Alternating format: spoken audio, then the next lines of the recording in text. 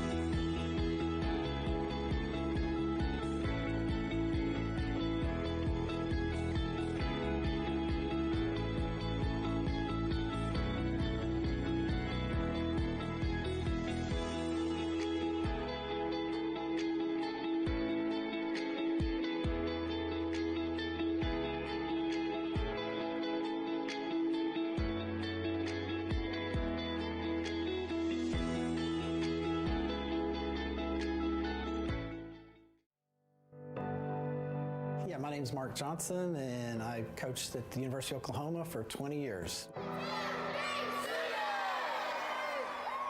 I started playing when I was 3 or 4 years old, and it just, from day one, it's just something, I just loved it. And it's just addictive, you know, when you're a little kid and then you're starting to play tournaments and you're traveling and you're meeting friends, and you know, like Paul Lockwood always tells me, it's a sport that everybody plays for life. But overall, it's just getting on the court with the kids.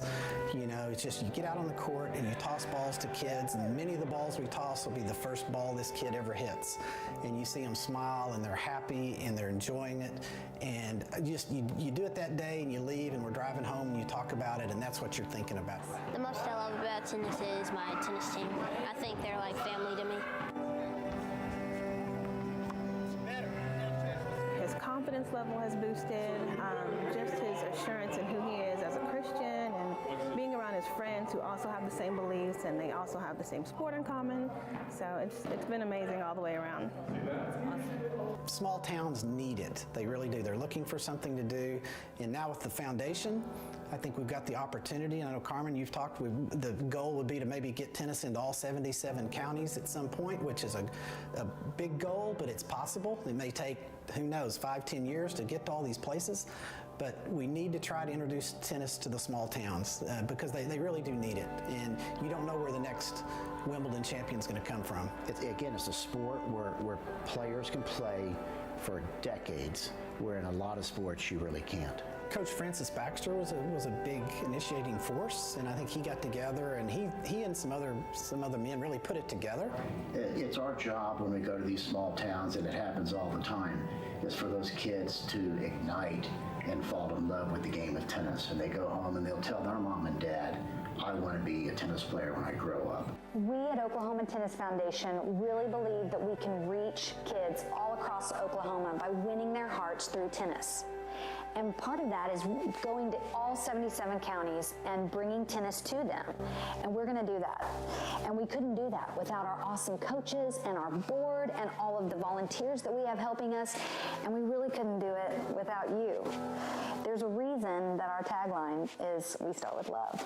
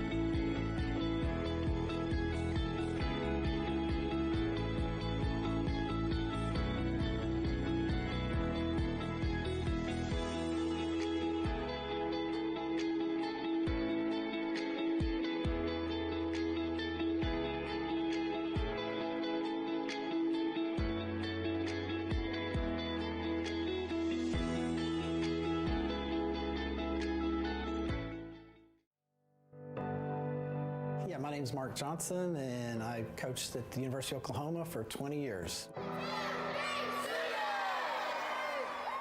I started playing when I was 3 or 4 years old, and it just, from day one, it's just something, I just loved it. And it's just addictive. You know, when you're a little kid and then you're starting to play tournaments and you're traveling and you're meeting friends, and you know, like Paul Lockwood always tells me, it's a sport that everybody plays for life. But overall, it's just getting on the court with the kids. You know, it's just you get out on the court and you toss balls to kids, and many of the balls we toss will be the first ball this kid ever hits. And you see them smile and they're happy and they're enjoying it. And just you do it that day and you leave and we're driving home and you talk about it, and that's what you're thinking about. The most I love about tennis is my tennis team. I think they're like family to me. His confidence level has boosted, just his assurance in who he is as a Christian and being around his friends who also have the same beliefs and they also have the same sport in common. So it's been amazing all the way around. Small towns need it. They really do. They're looking for something to do. And now with the foundation, I think we've got the opportunity. And I know, Carmen, you've talked, the goal would be to maybe get tennis into all 77 counties at some point, which is a big goal, but it's possible. It may take, who knows, 5-10 years to get to all these places. but we need to try to introduce tennis to the small towns because they really do need it. And you don't know where the next Wimbledon champion's going to come from. It's a sport where players can play for decades, where in a lot of sports you really can't. Coach Francis Baxter was a big initiating force, and I think he got together and he and some other men really put it together. It's our job when we go to these small towns, and it happens all the time, is for those kids to ignite and fall in love with the game of tennis. And they go home and they'll tell their mom and dad, I want to be a tennis player when I grow up. We at Oklahoma Tennis Foundation really believe that we can reach kids all across Oklahoma by winning their hearts through tennis. And part of that is going to all 77 counties and bringing tennis to them. And we're going to do that. And we couldn't do that without our awesome coaches and our board and all of the volunteers that we have helping us. And we really couldn't do it without you. There's a reason that our tagline is "We Start with Love."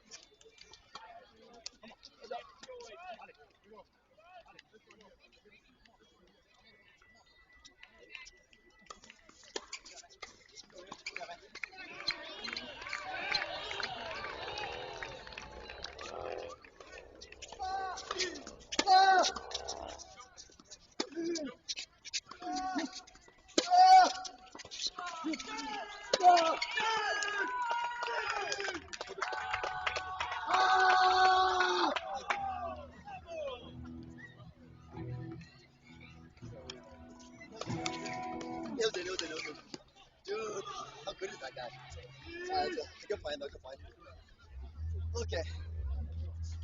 That's brutal.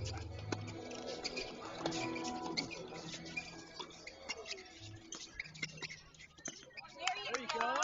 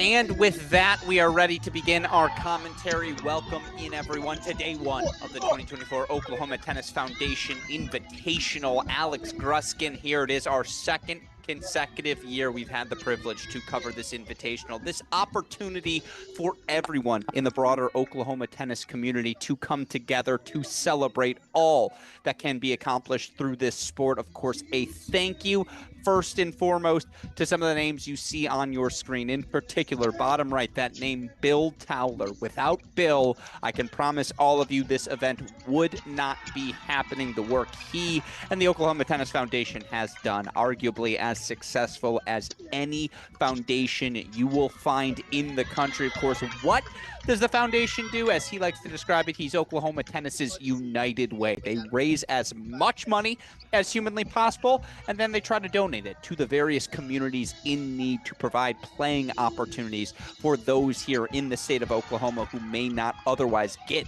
that chance to experience tennis. And in that theme, in that spirit, we celebrate everything the Oklahoma Tennis Foundation does with this weekend's invitational. Again, the perfect coming together of people from all corners of the Oklahoma tennis community. In particular, as you see, by the way, all four of our matches currently underway on your screen. My favorite part about this event, its format. And I want to get into the format, explain what we're doing here this weekend before we dive into any individual coverage. Over the course of the next 2 days, you're going to see 8 teams compete in an 8-team draw. It's winners advance, losers head to the back draw. But more importantly, it's how this tournament is played. World Team Tennis format. What does that mean? Well, it's at least 4 members per team. And in our case, we have exactly 4 members on each of our 8 teams. You play 5 sets per match as you hear the band blaring in the background. Just part of the fun here tonight on night 1 of the Oklahoma Tennis Foundation. As you see, by the way, some fans certainly sticking around in the stands, having some fun. Shrimp boil officially in the books. Money has been raised. But again, 8 teams, 4 players per team, 5 sets per match. Each match is going to feature 1 set of men's doubles, 1 set of women's doubles, 1 set of men's singles, 1 set of women's singles, and then a set of mixed doubles to boot. Your friendly reminder, it is total game score, not total sets won, total game score. So you can win a set. 5 love, by the way, played not to 6, played to 5 total games. Tiebreaker at 4-all. Should have probably mentioned that already. But again, let's say you win a set 5 love, but you lose the next 3 or 4 sets 5-3. You're losing that match. Pretty straightforward. Similarly, you could win, I guess we'll do it this way. You could win 4 straight sets in a tiebreaker 5-4. If that one of your matches goes 5 love, again, by total game score accumulation, the team that won that 5 love set, they're going to be up 1 in total games. And that is what matters most. Total game score at the end of each match. Now, there is an overtime system. There is a tie-break system. There are substitutions that you can use throughout the course of this weekend. We'll only get into those rules if things get a little bit more serious. But again, what we want to do here quickly before we lock in anywhere specifically, that's a lie. We're going to go split screen courts 1 and 4. Thank you, Daniel Westhoff, our producer on the 1s and 2. We're going to go split screen courts 1 and 4, as we've got 2 teams already a game away from taking the opening double set. To the left of your screen, they were a top 30 pairing in the country last season, NCAA doubles qualifiers. Oklahoma State recent graduate Tyler Zink partnered with senior Isaac Becroft, taking on the Tulsa pairing, Tim Seeger, Tiago Pernis, as Tim Seeger serving on the near side.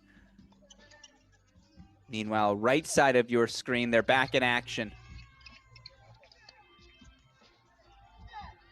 Pairing you might be familiar with if you're an Oklahoma Sooner fan tuning in, Asahi Harazaki, Luis Alvarez. Now, last season, Harazaki played with Trodden, I want to say, at the number 3 doubles position, but Harazaki as a freshman contributed right away. Alvarez, singles stud for the Sooners last year. They're taking on the pairing. Some veterans from the area, Seth Moore, Bruno Havini.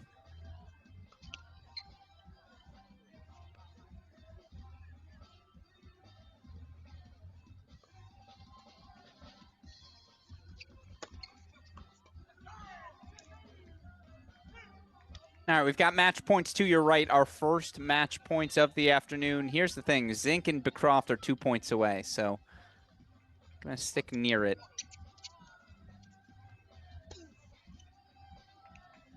And now it's match points on both screens. Oh, no, maybe, I apologize, hand up, we're a point ahead on court 4. So it is a love 30 spot, the 30 love spot there, excuse me. And I believe that's Harazaki serving. Because if my brain still works, Luis Alvarez is very much a senior. But here we go. Left side, match point. Right side, match point. Our first 2 match points of the Oklahoma Tennis Foundation Invitational.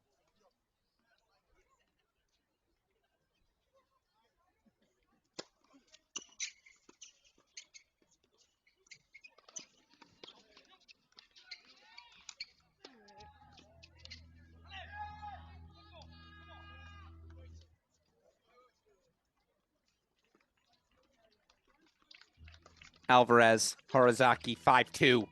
It is an opening set to Team Emma Staker. Let's go full screen to court 1.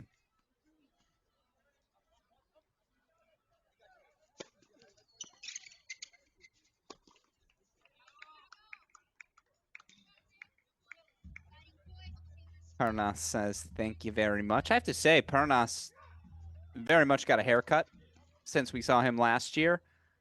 Also looks 5 to 10 pounds thinner. And I say that in a complimentary way. He looks ready, in playing shape to start the new season. Obviously, All-Americans just being hosted at Tulsa. So many of these players already getting their college seasons underway. In the case of Zink, flew straight from Charleston, the challenger. Headed straight from here to go play a 25K event in Louisville. There you see Pernas shows off the 6-pack. Tulsa shows off the hold. Match points down. They hold for 4-2. Teams here.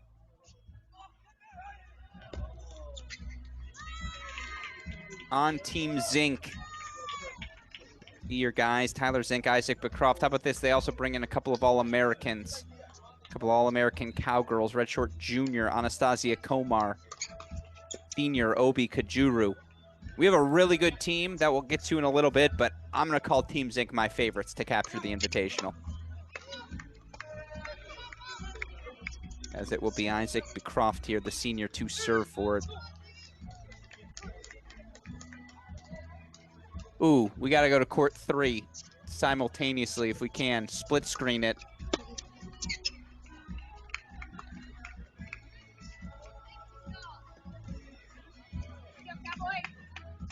4-2 lead for Team Ashley Watling.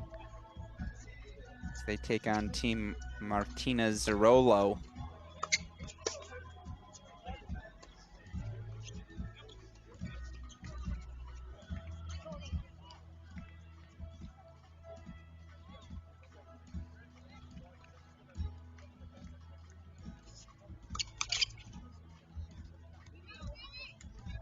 You see for Team Ashley Watling on court. Watling, former Tulsa standout. He's playing with Mike Knott, another graduate in the area. They're partnered with current Tulsa Hurricanes Anya Naranjo, Mariana Manoma.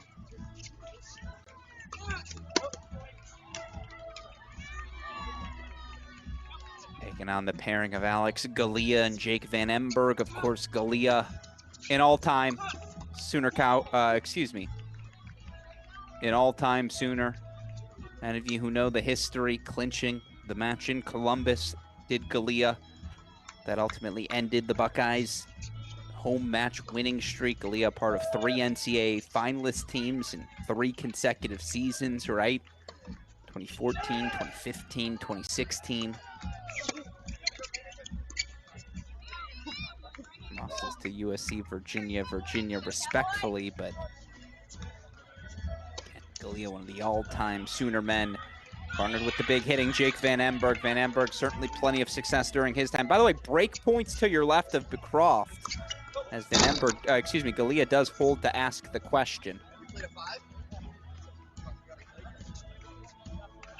Oh, I think that scoreboard's wrong. 4-all for Galea Van Emberg. The reason I say that is you heard them ask. We played a 5. Yes, you do. Tiebreaker to come. First to 5. Win by 1. Meanwhile, let's go full screen to 1. It's a game point, match point chance for Zink and Beecroft. By the way, who doesn't love a little country music in the background as we enjoy our tennis? A beautiful evening here in Edmond.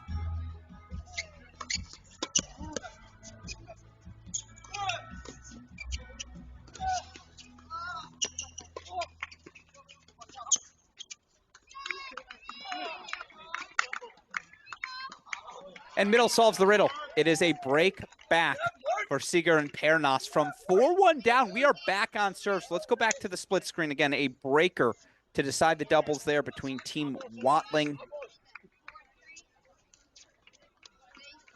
and Team Zerolo. 4-all, first to 5, win by 1.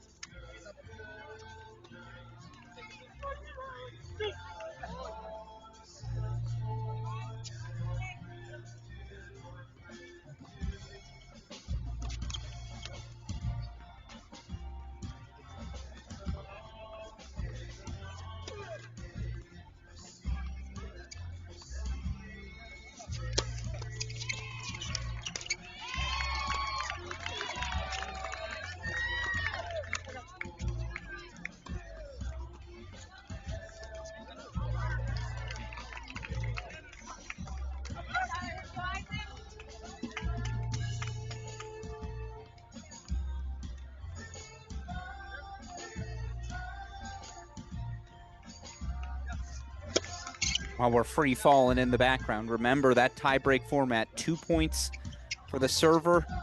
They go 2-2-2-3, meaning 2 points for one team, 2 for the next, 2 for the other, and then final 3 points in the breaker going to belong to Galia and Van Ebberg. See Watling and Knott with a 3-1 lead. Worth noting again, should it get to 3-all? Nope, they messed up their scoring format.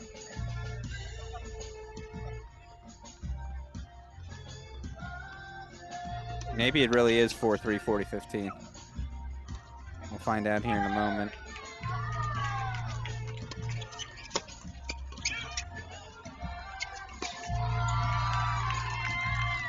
And there you see the fist pump. Watling, Knott do take a 5-3 score line.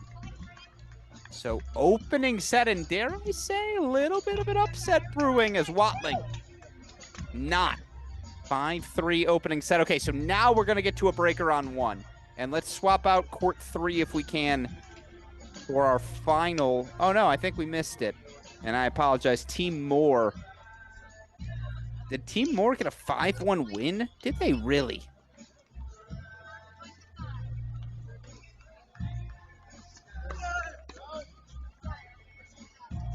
No, Team Staker, 5-2 on Team Moore. Okay.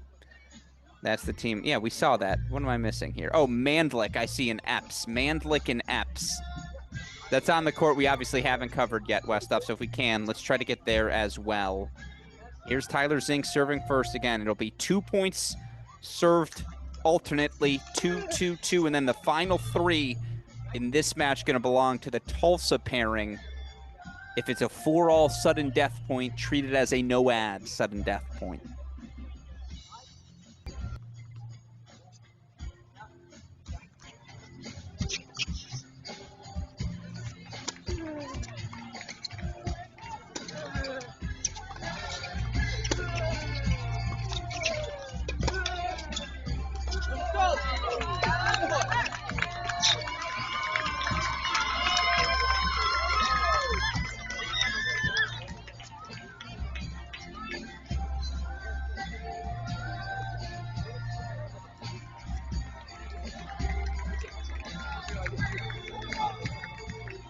There you go.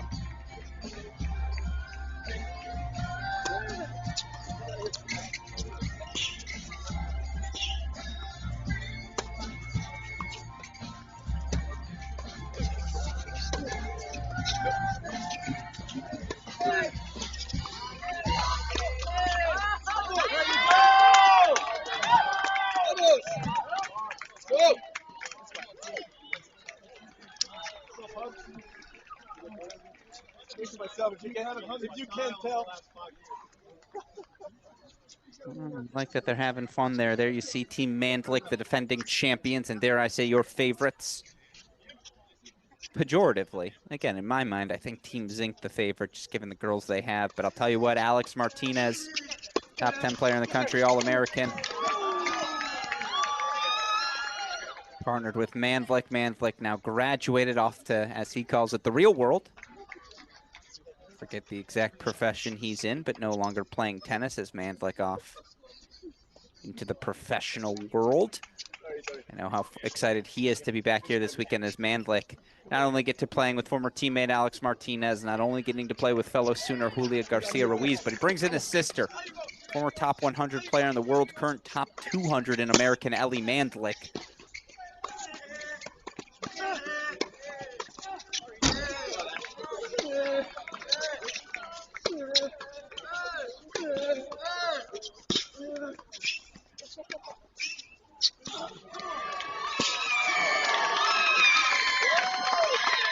Short angle on Mandlik, the good play as you hear a rowdy crowd in the background.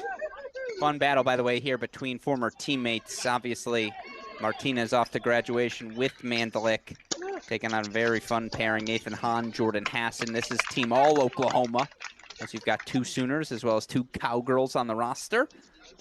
Meanwhile, Zink Beecroft stay on serve 3-2.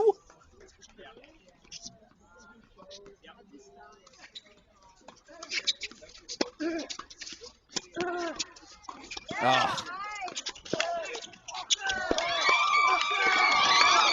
Oh. Now I get to say my favorite words. I could have done that. Maybe it's just something with us Alexes. We like to frame the overheads.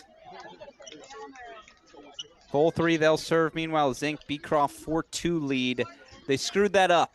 And what do I mean they screwed that up? Well, Isaac Beecroft was supposed to serve on the other side.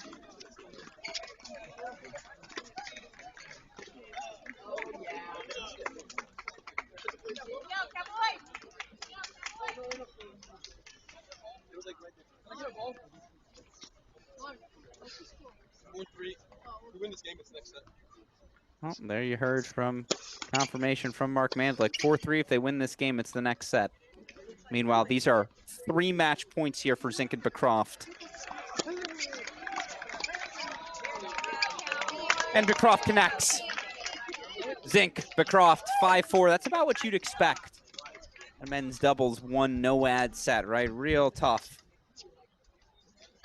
Real tough to find more than 1 break in this abbreviated format. If you do, good freaking luck. Oh my God. Alex Martinez was hitting that volley through the back fence, past the clubhouse you see behind your screen. That might have made it all the way to the Texas border. A gift offered to him. His teammate, I believe that's Hassan on the far side, playing the volley out of the air.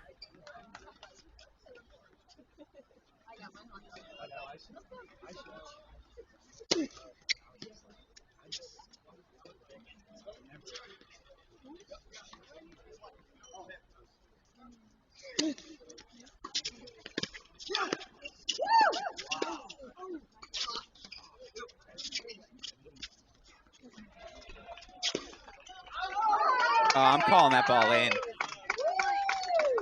Mentally and spiritually, Nathan Hahn landed that ball. Physically and literally, he did not. But it's an invitational. We're smiling. We're having fun. You see Alex Martinez. I don't know if Martinez is fully accelerated yet. He's at 75% speed, but it's match points here.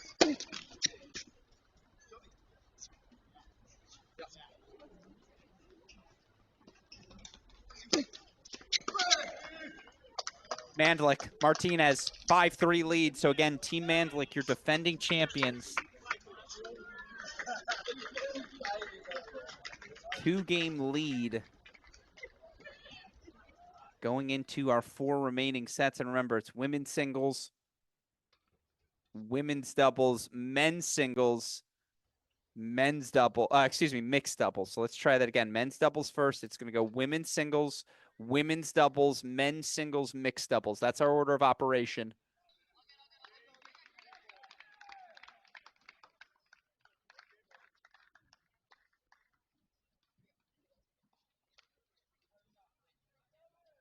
Meanwhile, so back over we go. And look, it's a bummer. You travel 35 minutes as you hear Oklahoma chants. Who are they for? Are they for Shisha Benina? Are they for Staker?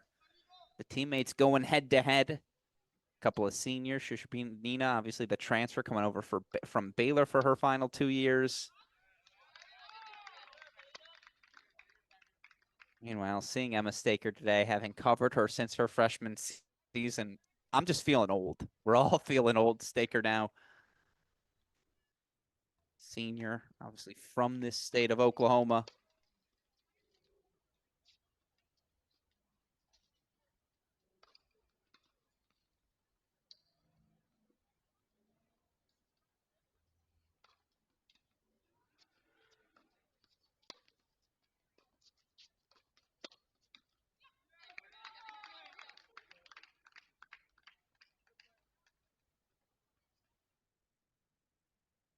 Again, your team members here for Team Staker. She's got fellow Sooners Ava Catanzarite, Sahi Harazaki, and Louis Alvarez.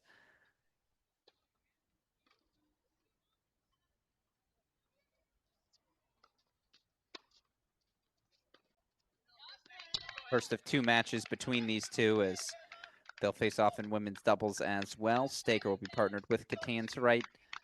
Of course, Shisha Benina going to be partnered with Chloe Noel. Noel, the Oklahoma sophomore. Rounding out this team, Seth Moore.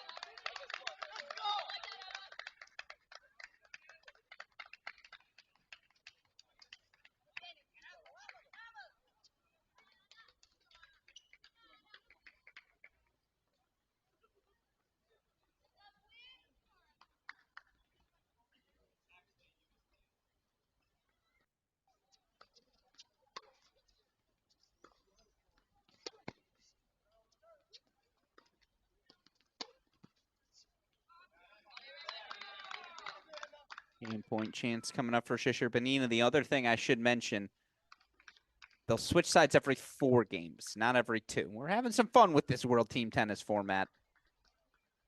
Excited to see fans still sticking around.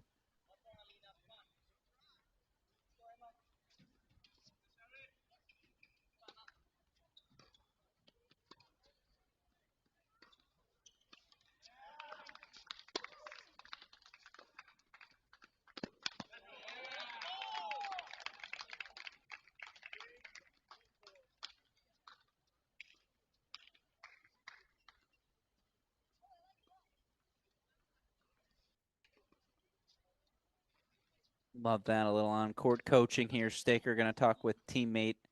Is that Louis? It looks like Louis. Shishir Benina does hold for 2-1, believe. We have action starting on court number 1, so let's go a little split screen action. Why not?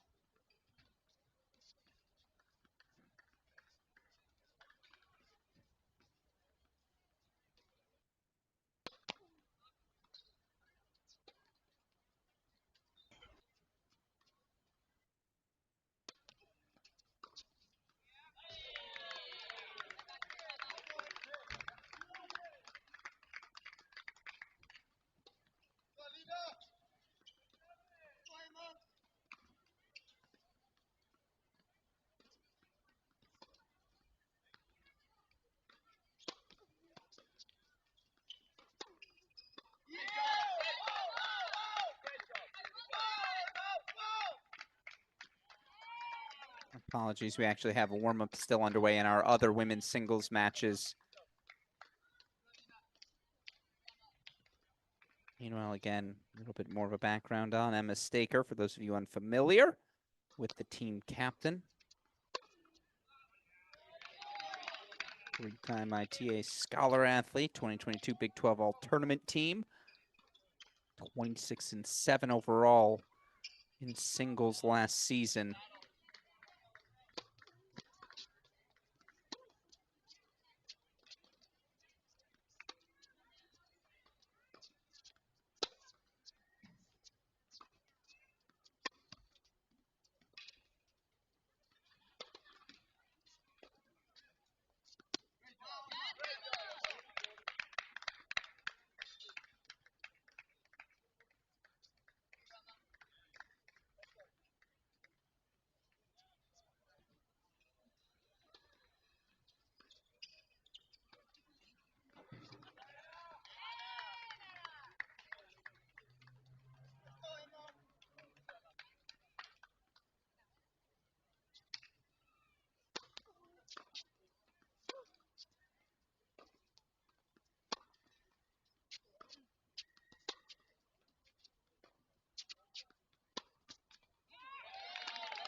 All right.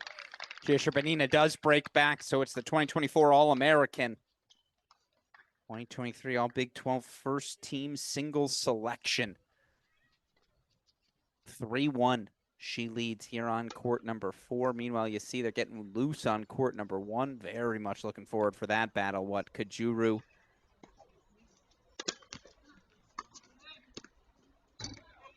taking on either Berlanga or Hutchings. Meanwhile, courts 2 and 3. We've got a scoreboard issue on court 3. No, they're still in action, but no scoreboard available. Let's go pop over, though, to court 2 if we can. Courts 2 and 3. Just I want to see the matchups. Who's playing singles in our other battles? Again, courts 2 and 3. Mandlik versus Epps. Watling versus Cirolo. 2 warming up right now. Let's bring in court 3. I'll figure out the scoreboard as we go. Again, Kajuru, etc. still getting loose on 1.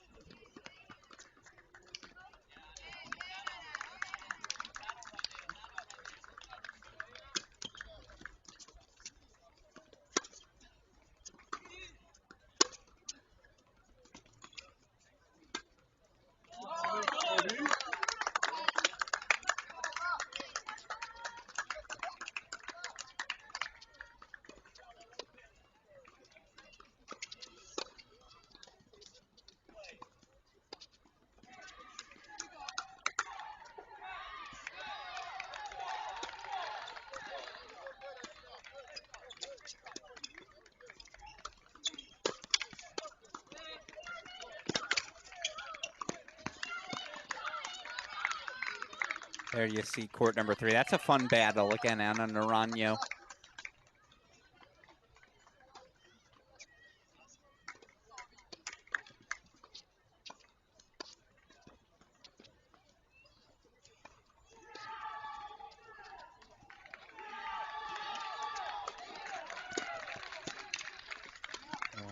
The senior here on the near side. Finished second on the team in singles and doubles wins last season. 19-11 in singles, 16-3 in doubles. Played primarily bottom half of the lineup. Of course, taking on a player who lost just one match last season in Oklahoma State senior Christina Novak.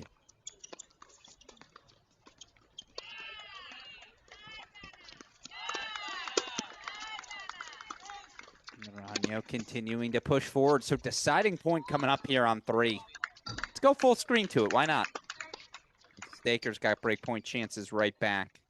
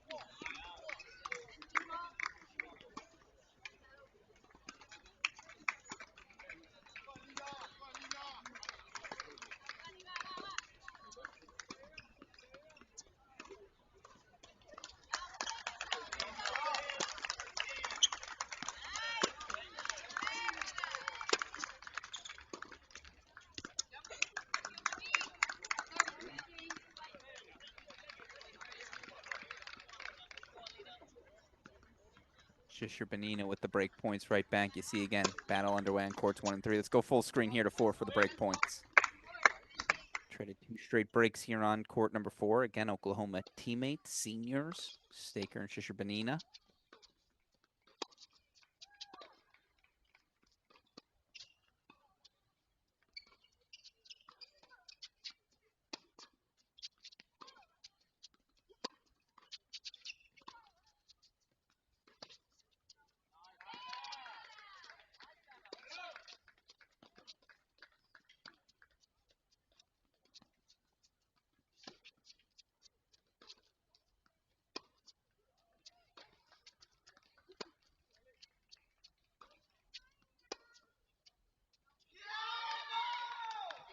Shishir-Benina sends it long. Meanwhile, again, we got good action happening everywhere. We're going to go check in on our other matches in a moment.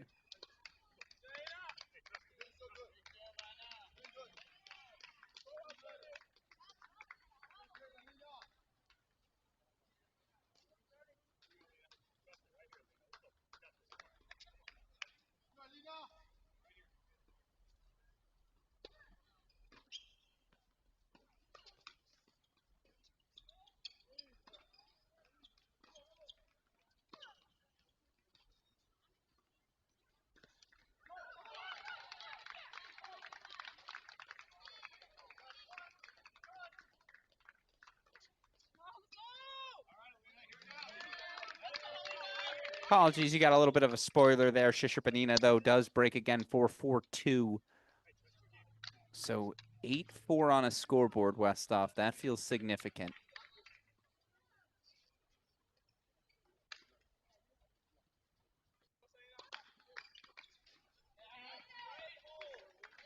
Let's go, in fact, over, if we can,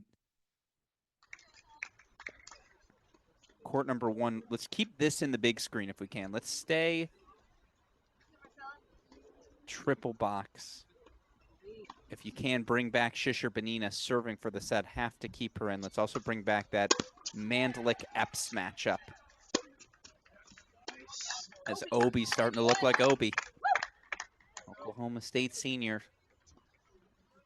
3 love, 15 all, and it looks like, again,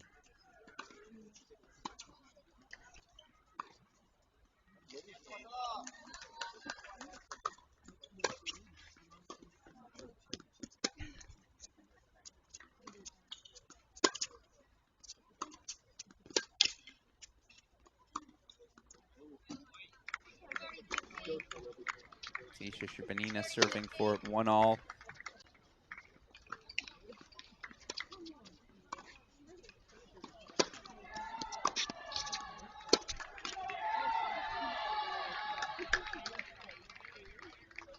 And court 2, you have our highest ranked player at the event, top 200 in the world, Elizabeth Mandlik. Mandlik,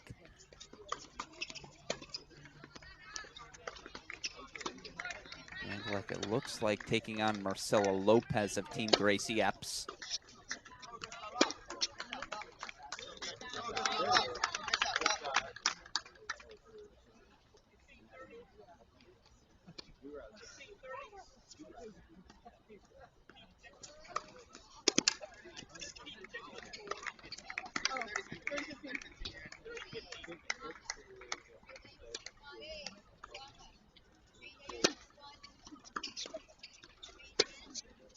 Ooh, actually, if you can, Westhoff,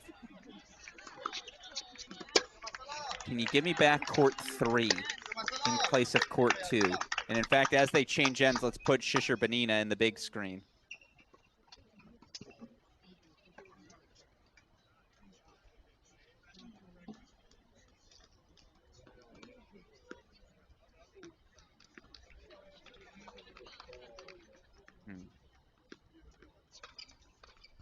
Here you see Shishirpanina again trying to serve out the set. Meanwhile, reason we had to race over to court number 3, you see it is one-way traffic. As credit to Ana Naranjo. 3 love lead on Christina Novak. Staker breakpoint chances right back.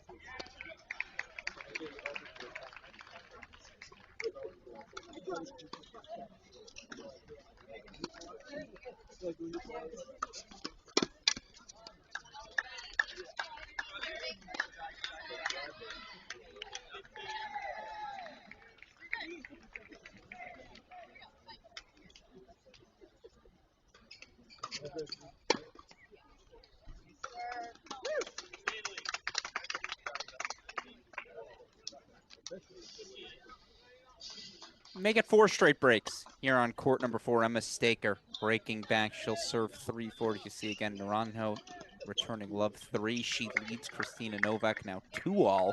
Credit to Marcela Lopez playing top 200 in the world. Ellie Mandlik pretty close here to start. By the way, something we're going to be able to do during our broadcast today, we're really excited to be able to interview these players out on court as this battle unfolds. We'll try to talk to every team captain through each of our 3 match sessions.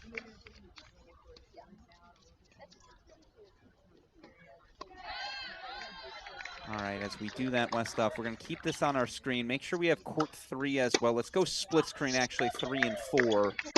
And as we do that, we're going to be ready to bring in our first interview here of the evening session.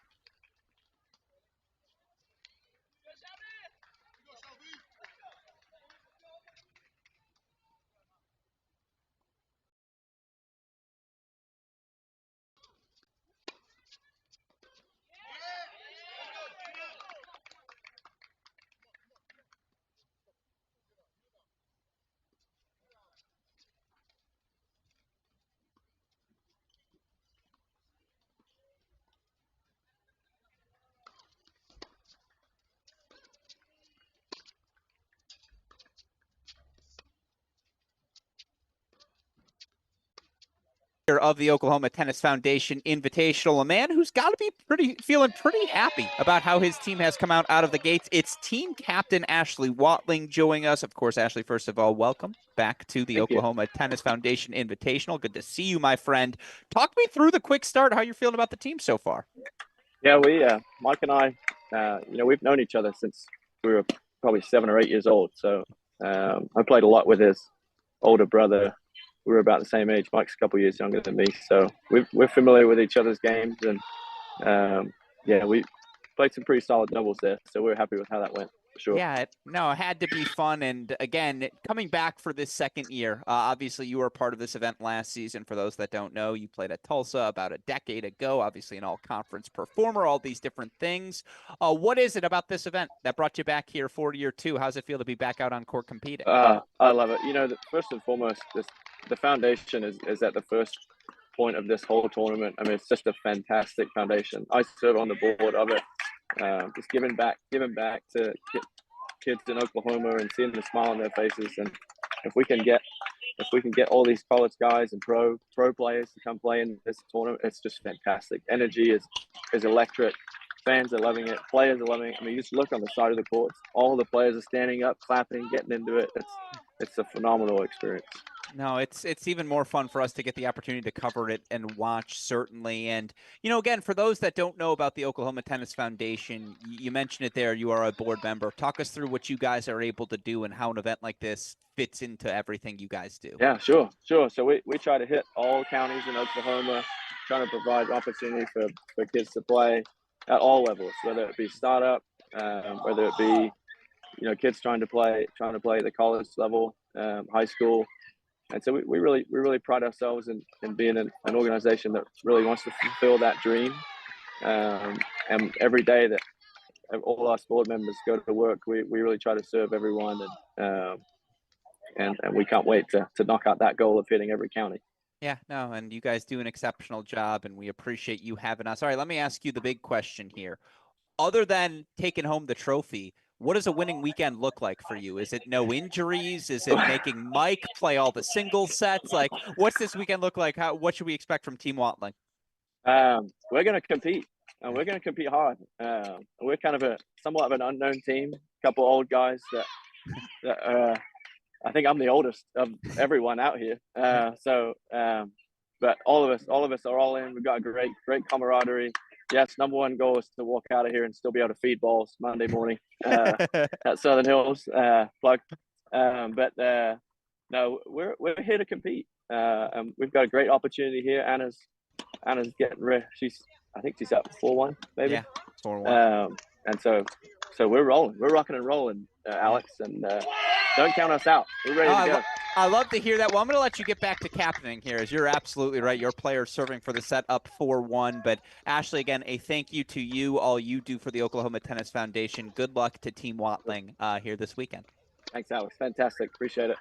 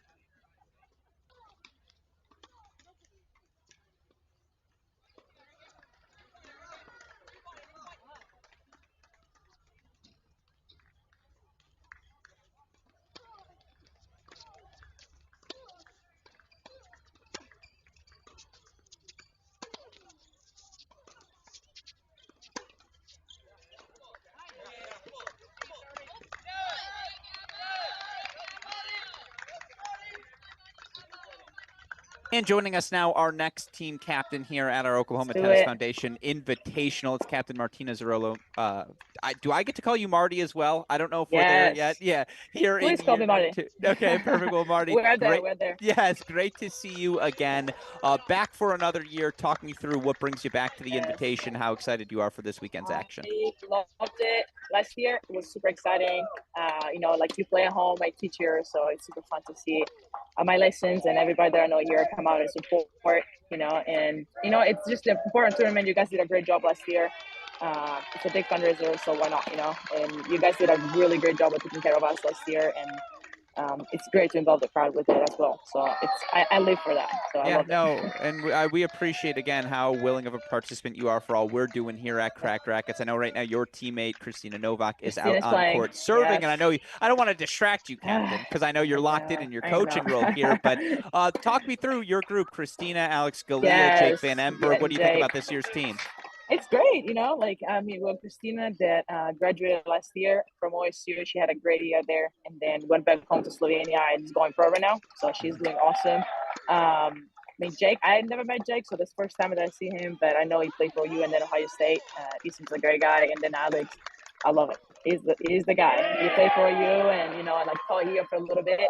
I think we got along pretty good. So I'm excited for it, and just getting to know each other a little bit better. But I know Christina and she's a beast. She's going to get this. Watch the comeback. No, that's what I like. Wait for it. That's what I like to hear. Again, that's why we wanted to talk to you now. Well, I'm going to ask this. Coming back.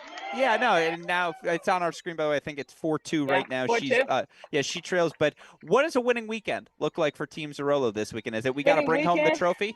Yeah, we're gonna try it. We're gonna go for it. We're gonna go after it. We were going earlier, and they're like $2,000. I was like, what? We're gonna get this. We're gonna get it this year. No, we got it. We got it. Women's doubles ever after. We're excited. We're gonna get it going, and slow start, but we're gonna come back. Absolutely. Well, my last question for you. I know you work here at ECC, and I'm just curious how an event like this invitational, how it adds excitement to the tennis community and what hosting an event here at ECC does for you all. Yes, it's great because we've been talking about this event for months now. Like getting ready for it, and you guys are doing a great job. But we've been talking to our lesson, to our HP classes, and all of them to let them know about this. And I see many of them out here actually supporting. So it's big time because they get to see college players, and eventually like those kids want to go and play college at some point, so it's awesome to see the future. They're like, I can be that person, and it's fun as a pro here. It's fun to play with them. I graduated from OSU, so obviously it's great to see and compete with Christina that play there. We play 1 year together. That is great that our lessons are coming out here and supporting us, and I think it's just great for tennis in general. So it's pretty fun. I love to hear that, and certainly as we just saw on our screen with a little bit of an upset, and I want to make sure I was correct, but I know you're still playing there. We just saw Ellie Mandlik knocked out by Marcela Lopez. So yeah, we got good tennis. Wow. Yeah, good tennis. There you go. There's an update for you. I like that. Yeah, great tennis happening everywhere. Certainly, I will let you get back to yours so you can get back to your captaining role. Appreciate you. Marty Zarolo. Yes, of course, and thank you for joining us. Appreciate you. All right, bye.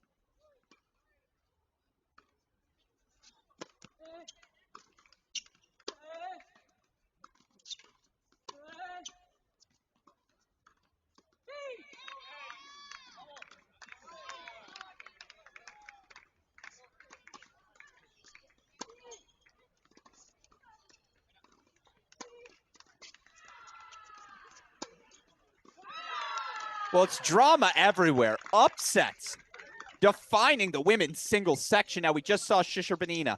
Sudden death, 5-4 points. She takes a 5-4 decision over Emma Staker. We saw highest ranked player in the tournament, Elizabeth Mandlik. She gets knocked out.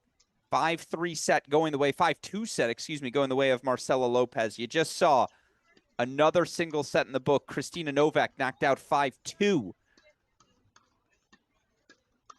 And now here, Obi Kajuru, 4-all, tiebreak to decide thing. We'll stay full screen for it. First to 5, win by 1. Thank you to our team captains.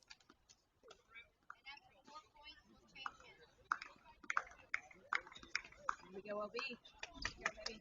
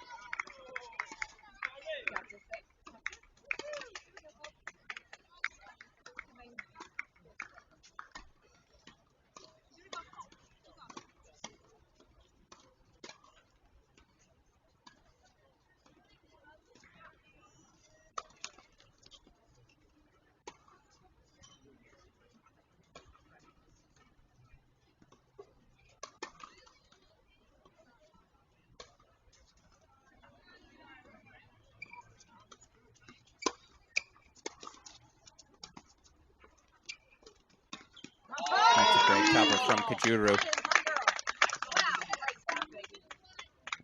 Tyler Zink enjoys it as well, showing off the little flick there as Kajuru covers the space so well. Again, 2-1 here. As you see, by the way, top right of your screen, your active scoreboards. The biggest surprise, that Team Watling lead on Team Zerulo.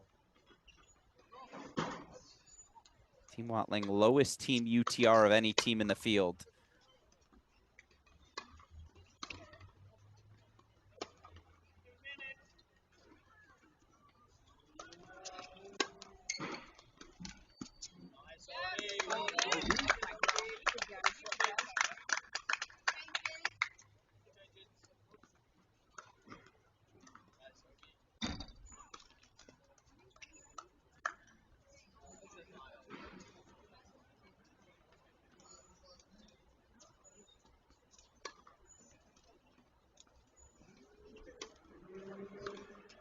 One on the turn. Remember, first to 5, win by 2.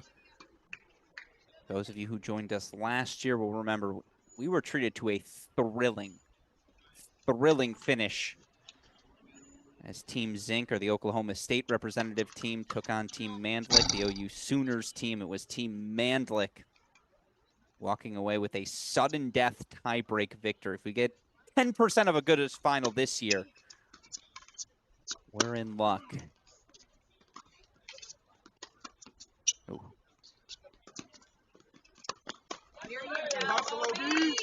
Well, I'm not going to accuse that drop shot of being good. Interesting shot selection there, down 1-3. Again, Kajuru didn't have to do much with the backhand. She's got 4 match points, given the win by 1 format. 4 match points here for the Oklahoma State senior.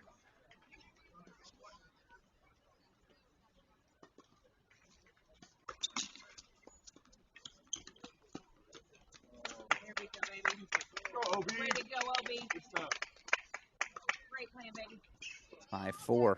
Obi Kajuru keeps Team Zink out in front. They'll take a 10-8 lead as we head into the back half, our final 3 sets again. Still to play on every court. Women's doubles, men's singles, then mixed doubles. I love that we end every match with mixed doubles.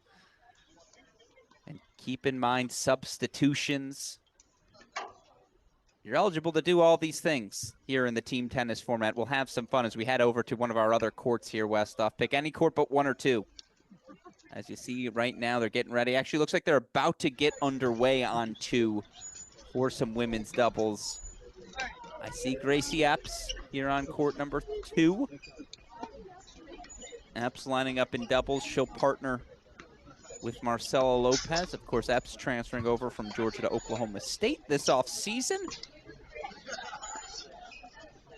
They'll take on the pairing of Ellie Mandlik, Julia Garcia Ruiz. Remember, all of a sudden, from 5-3 up to 7-8 down goes defending champs team Mandlik, and it's 1-loss elimination from the main draw. Still play out the back draw matches tomorrow, but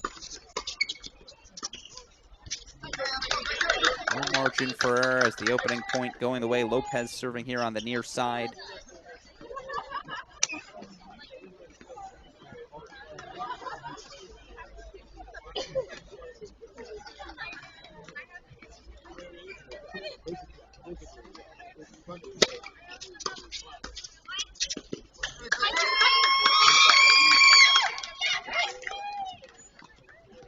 Here you hear the crowd, of course, Gracie Epps. With a bunch of different injuries, the once upon a time blue chip recruit. Top ranked player, or certainly in the top 5 of her class, has dealt with so many injuries. But Epps now healthy as she heads into year number 2 on the job in college.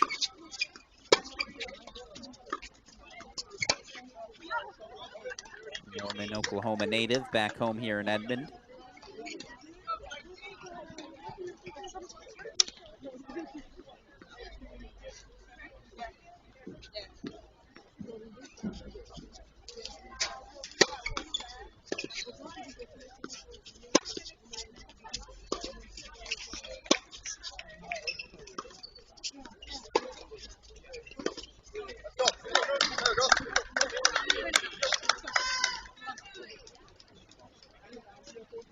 I don't know why you're doing it. You know what? Do you want to? I like the communication early.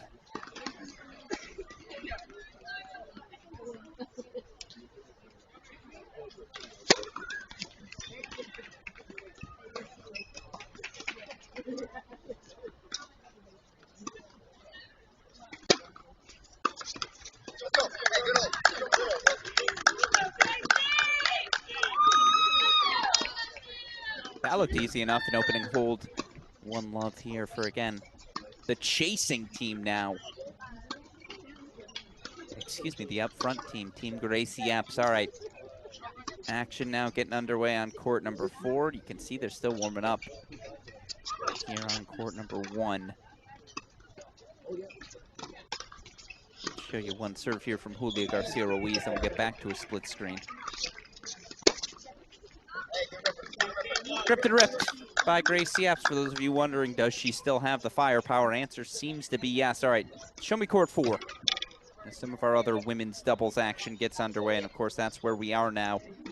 We reach the women's doubles portion of today's play. Remember, men's doubles, women's singles, women's doubles, men's singles, mixed doubles are 5-set order.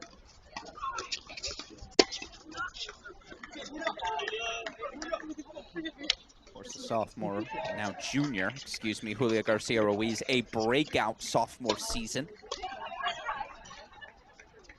Garcia Ruiz.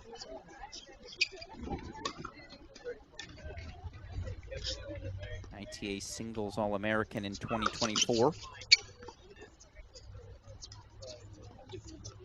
Also this season has picked up a couple of ITF doubles pro circuit titles.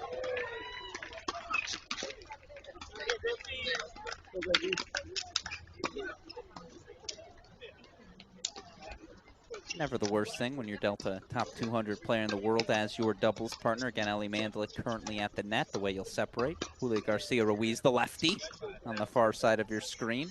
Here's Lopez on the ad, Epps on the deuce, on the near side.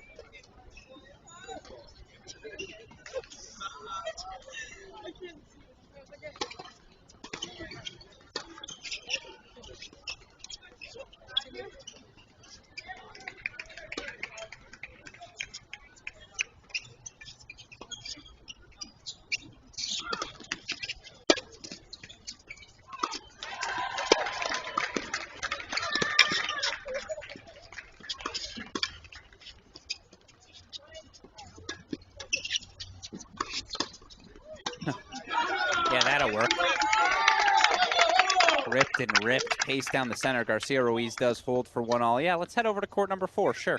Let's go hang out with another women's doubles set. As right now, all of our scoreboard's pretty tight across the board here. Court number 4, again, an all Oklahoma battle. Scoreboard will get changed out here in a moment. Here's Emma Staker serving on the near side. Staker, of course, dropping the 5-4 sudden death singles decision.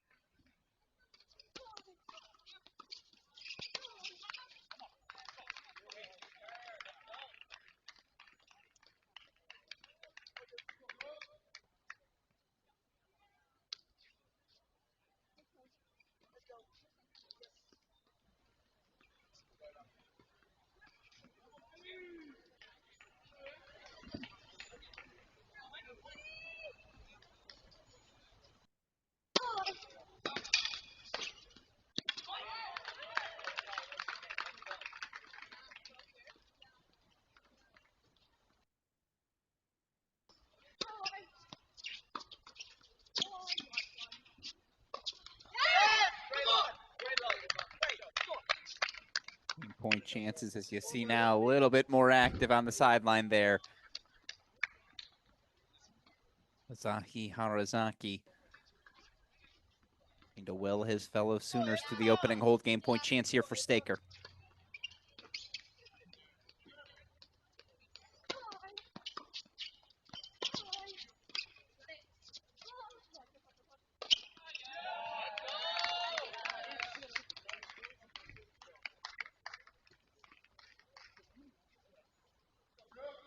Deciding point, yeah, they say, you know what?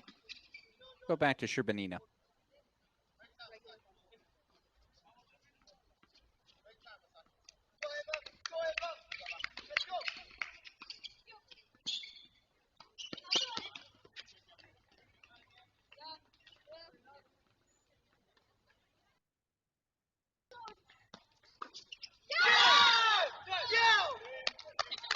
That's a freebie. She'll take it. Probably a forehand that's got to go in on the return of serve there. Not that Staker did particularly much with that second serve, but heck, she'll take it. And with it again, a hold for 1-all. Court 1 now officially underway. In fact, I believe we've got doubles action now on all 4 courts. So let's go courts 1, 2, 3 in a triple box. We'll come back here to court number 4, this all Oklahoma battle.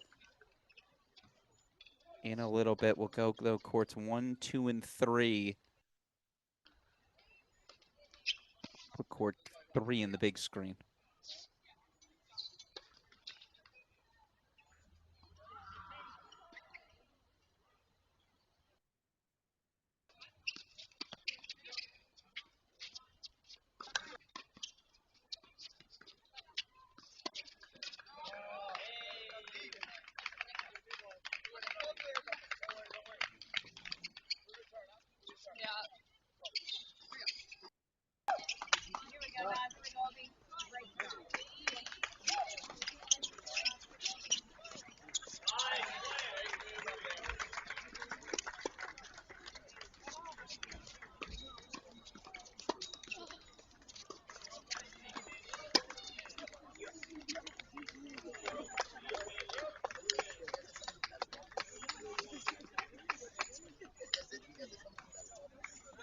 Looks like the action now just about ready to get underway here on 3. Christina Novak, Marty Zarolo taking on the All-Tulsa pairing of Naranjo Manyoma.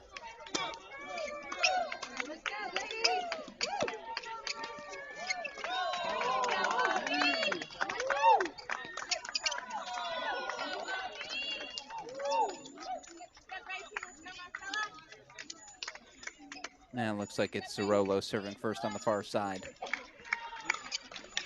Yeah, I'd recognize that Marty Zerolo serve. Ace wide, sure, why not to get started for 15 love. Can we put court 2 in the big screen? You see the 3-1 lead for Garcia Ruiz and Mandlik. Kind of exactly the response that Sooner duo needed following the surprising upset loss of Ellie Mandlik in singles. So we'll put court 2 here in our big screen.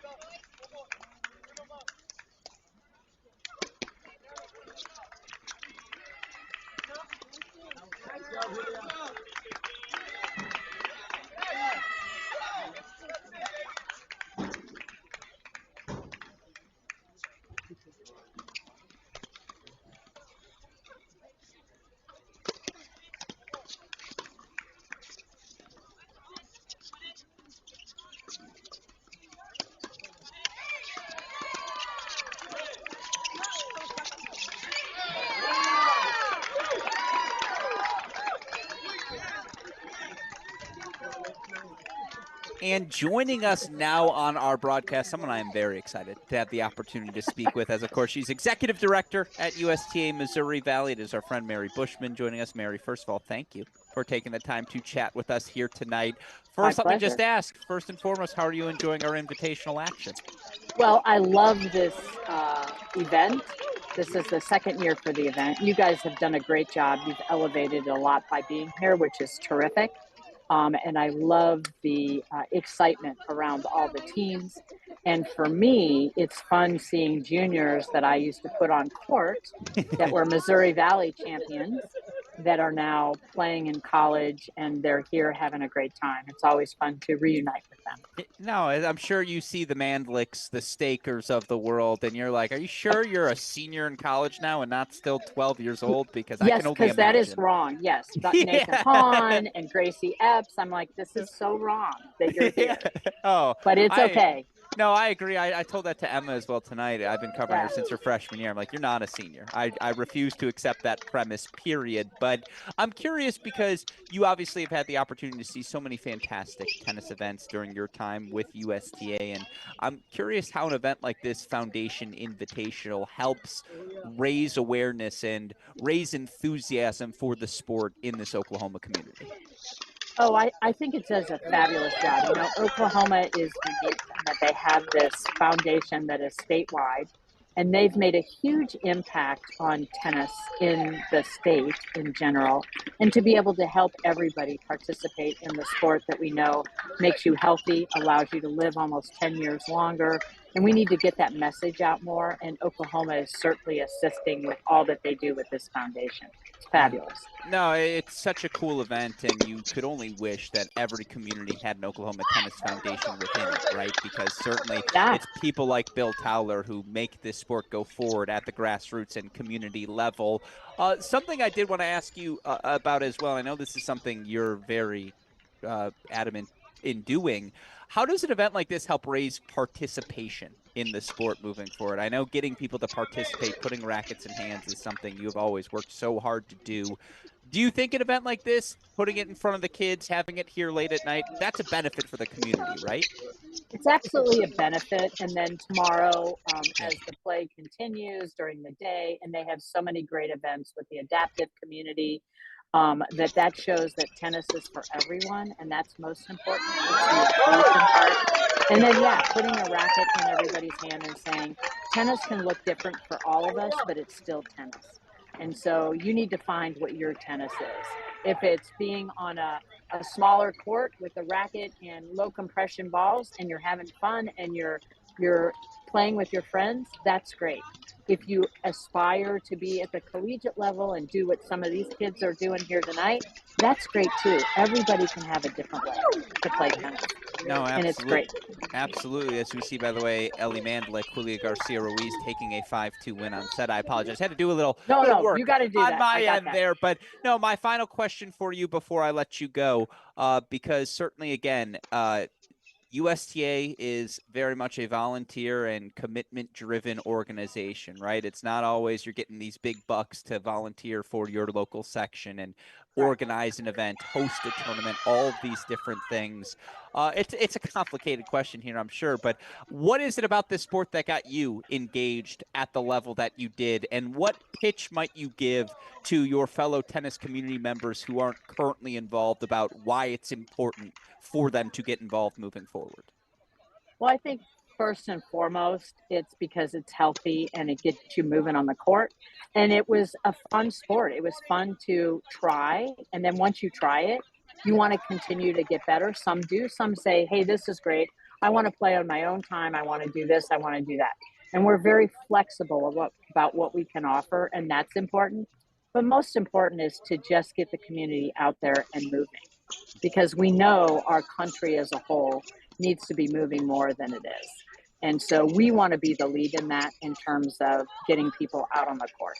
And we can do it so many different ways, and we can start really young and we can continue. I will share that in Kansas City, October 11th through the 15th, they're hosting the men's national indoor for 80, 85, 90, and 95.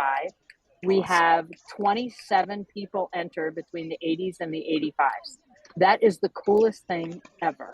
I love that. I can't wait to meet all these guys. No, I love that It's so awesome. much. That it just speaks to, again, it is a lifetime sport. You never know who you're going to meet out on court, how long that relationship will last. It's so social. It's very social. And that's the other thing this highlights is while they're here to compete, they can still be really social. And that's the other part we want to introduce.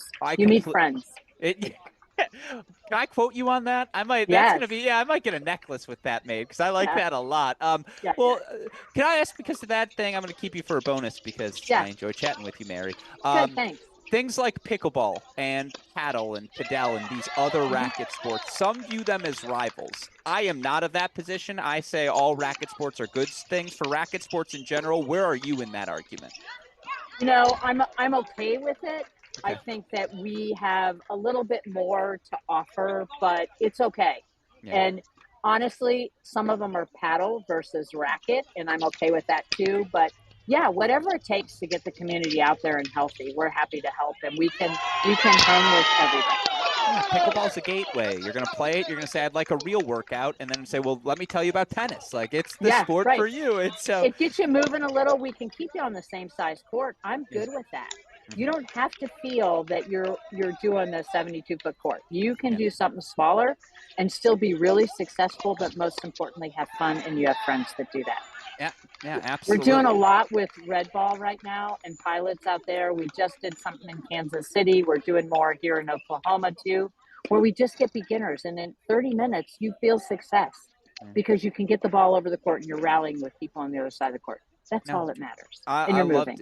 love to hear that again. Bill Towler and I had a fantastic hit today.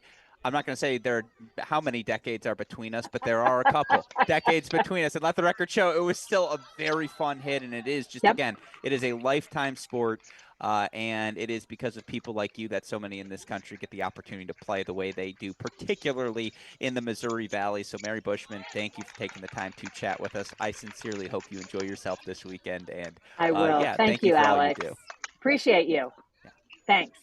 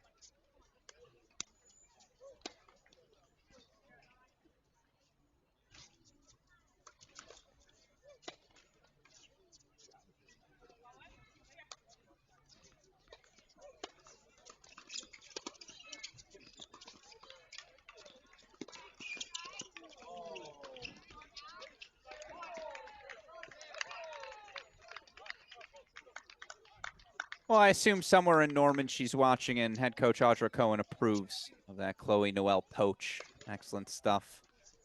Sets up 4 game point chances. Hands right, Staker. Nurse that early break lead.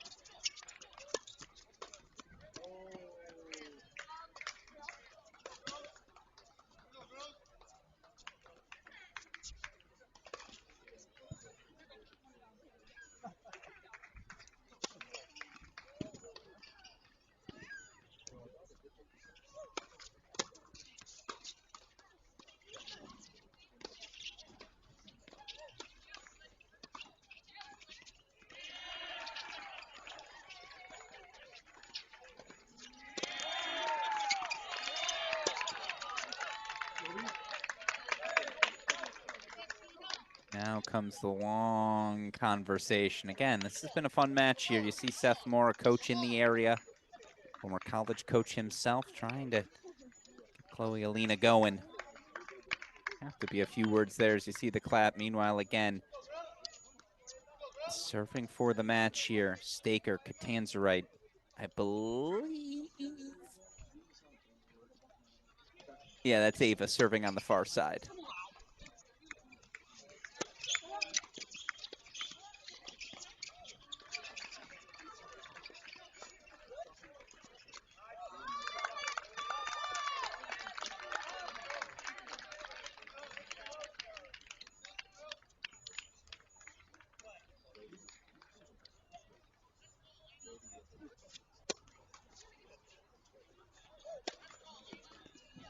You see, by the way, bottom of left of your screen, deuce point coming up. Manayama and Naranjo holding on to their lead against Zarolo and Novak.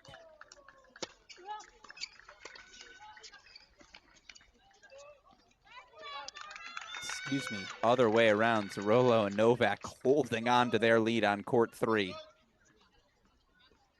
Deuce point coming up, obviously we'll stay here as Ava Catanzarite tries to serve it out.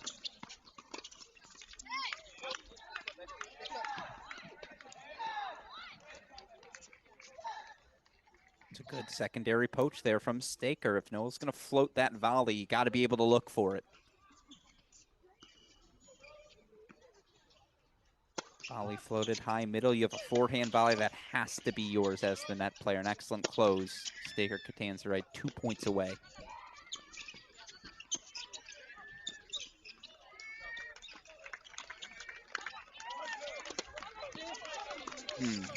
That's a loose first volley.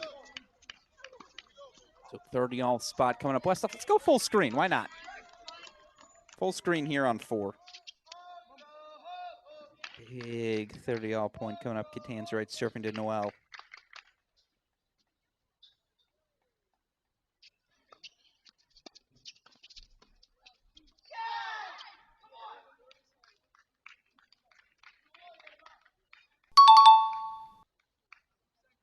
Not just a set point, but 2 match points coming up.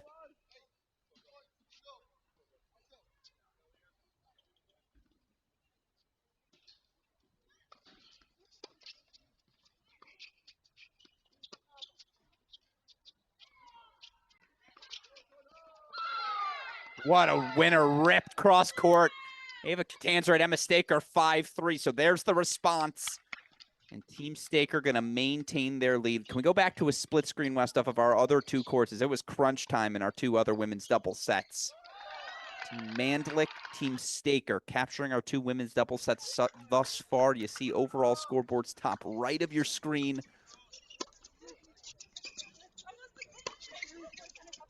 Or 3 Novak Zarolo on serve. They lead on court number 3.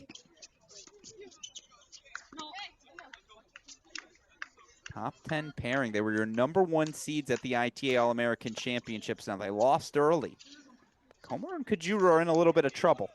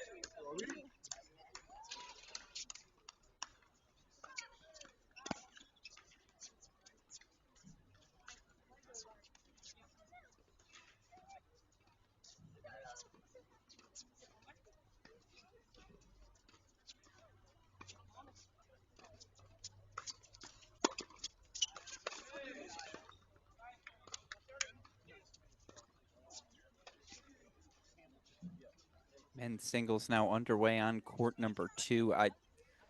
If it's not Alex Martinez, I will be stunned. Again, Mandlik off in the real world now. Martinez off on the pro circuit, so you ask yourself, who's more fit heading into this weekend's action? I think we know the answer there. We'll head over to it. Again, it'll be an all Oklahoma singles matchup. Martinez playing former teammate either Jordan Hassan or Nathan Hahn.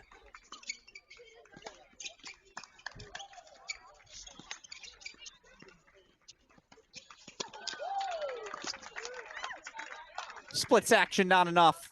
As I believe, yeah, Novak into the net there. So 15 love, scoreboard frozen on court 3. Apologies for that. We are in the right service game, though. Again, Team Zarullo of Novak Zarullo, they are up here 4-3, but we are also on serve.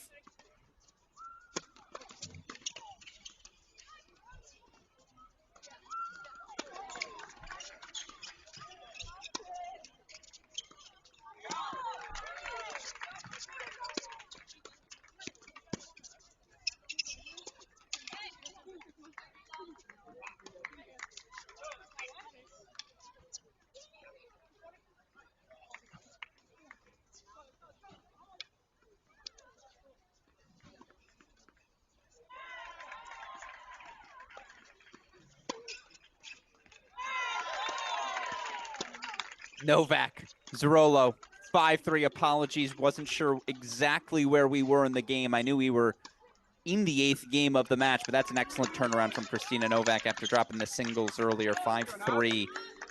Team Zarullo begins their push. So that'll be what? 10-13 as we head into men's singles. You see the overall scoreboards top right of your screen. I suppose I can give you an overall update as it's our final women's double set here on court number 1. But right now, Team Watling, 13-10 lead on Team Zarullo. You have Team Zink starting to pull away. They're up 14-11 on Team Berlanga. Team Staker, 14-10 lead on Team Moore. Then Team Mandlik, 13-11 lead on Team Epps. Here's Team Zink. You see 14-10 lead. And 2 points away from locking in the W here. Again, no lead is too big to overcome. Remember, there's an overtime system. To win the match, you have to win the final game of the match. We'll get into what I mean by that if it becomes relevant. But remember, total game score. To quote Kevin Garnett, anything is possible. As the let cord ace leads the game point chances here. A hold sends us to a 5-point breaker. Again, first to 5, win by 1. Getting a little funky as we enjoy year 2 of the Oklahoma Tennis Foundation Invitational.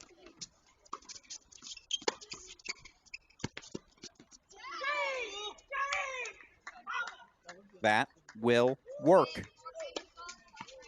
They hold for 4 all. So remember, 2-2-2-3 the format. 2 serves, alternating for each until we get to a hypothetical 7th point. If we do reach that 7th point of the breaker, again, points 7, 8, 9, they're all on this racket of the Tulsa pairing of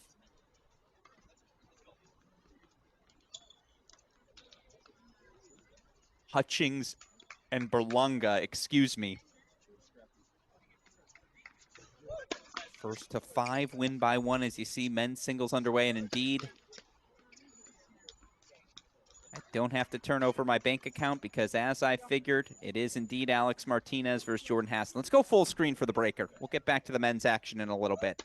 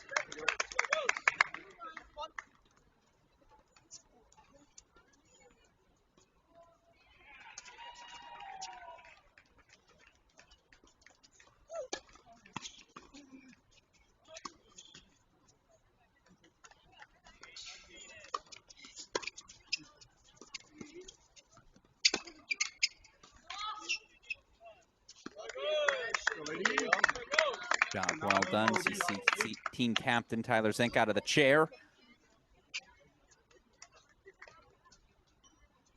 Tell you what, and I think I'm allowed to say this, winning team gets some serious prize money.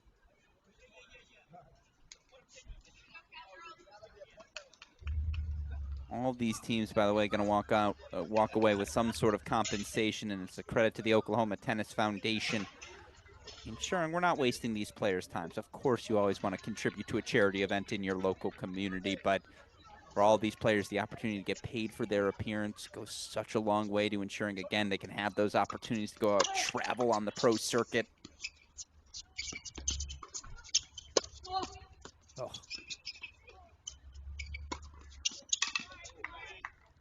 Not personal, just business. I've been impressed by this team, Berlanga Hutchings. They're taking it to Komar and Kajuru. And now, just like that, they've got themselves a 3-2, I believe, mini break lead here. Remember, they're going to get to serve the final 3 points of the breaker.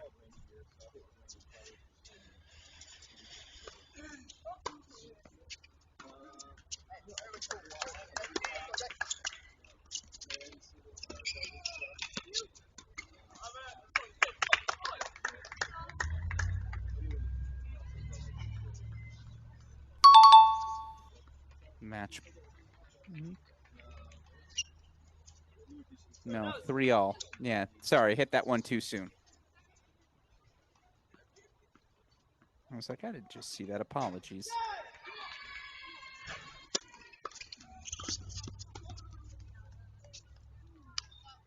And you see, by the way, chair umpires, a new addition to every match we have this year.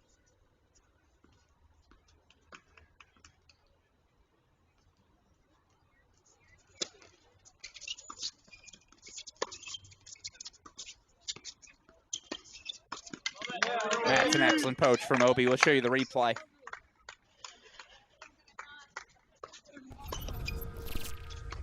That's a team that's played together once or twice. You know, that high loopy ball from Komar is coming. You gotta pinch center. You just have time to do so. And now it's 2 match points coming up for the pairing of Komar and Kajuru. And remember, both of these will be on serve for Hutchings.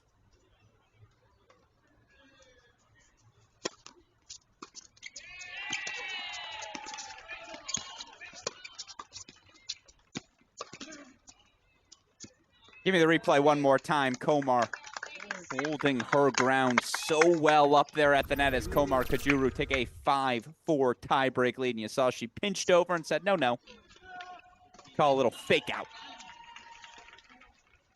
It's good movement. It's correction of the ship. And again, now you look Team Zink. 15 games on the board. Won all 3 of the sets so far as we head into our men's singles portion of play. Action already underway here on court number 2, where, again, recent graduate Alex Martinez, All-American during his time at Oklahoma, has already reached a challenger final. You heard that correct, an ATP Challenger final in his first few months on the pro circuit.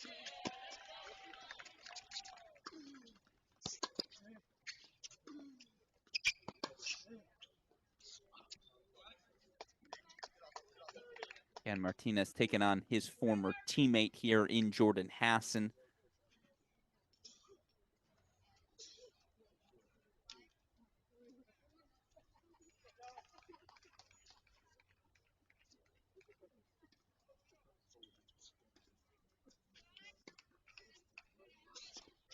Career high 54 in the ITA rankings for Hassan, 13-9 in his junior season. Primarily at the number 3 spot.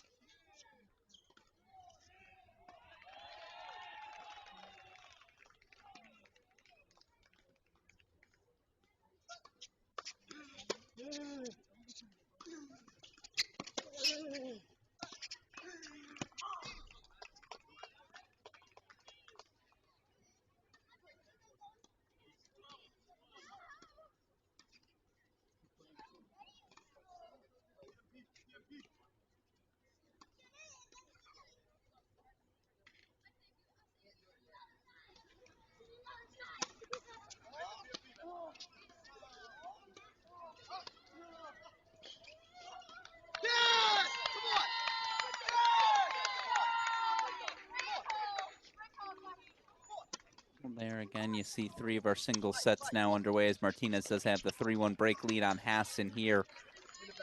It's the sophomore, Azahi Harazaki, taking on Bruno Havin.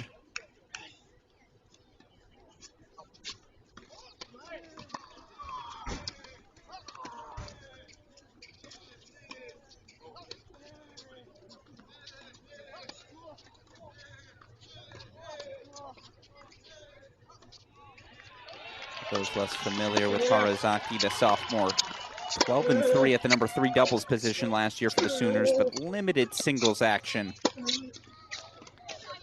On the far side, Bruno Havani, current University of Oklahoma men's tennis player, of Mozambique, joins the Sooners from Cowley College in Arkansas, where he's a 3-time national champion.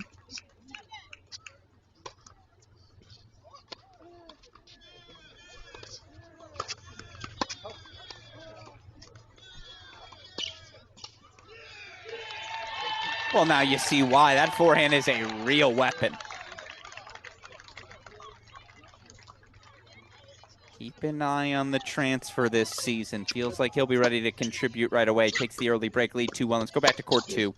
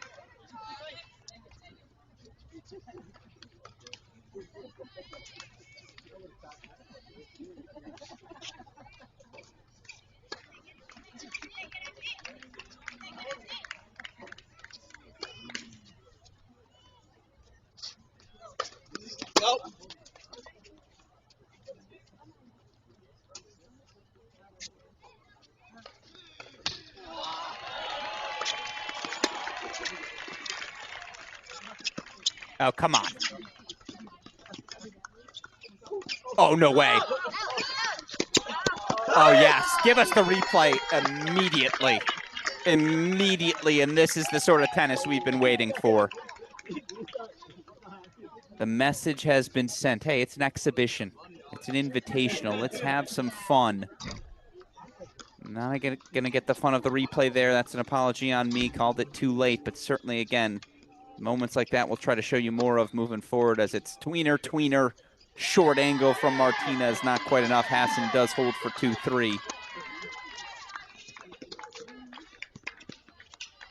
Can you take me to court 3, Westoff? Take me to court 3.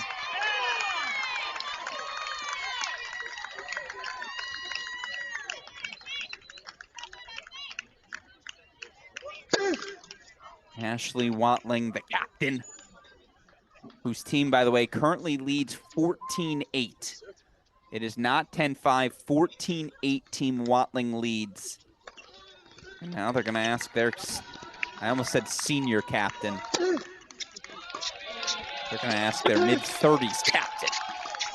Hey, can you give me one more? Again, the former Tulsa All-Conference performer Watling here. 2 more breakpoint chances.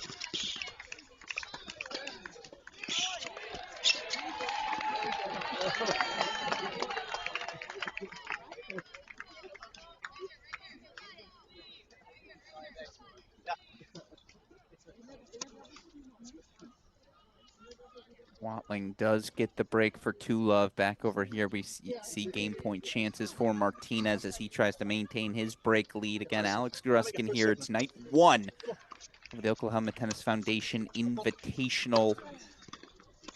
8 teams of 4. It's an 8-team draw. Winners will advance to tomorrow's semifinals. We're going to play out for every spot, 1st through 8th.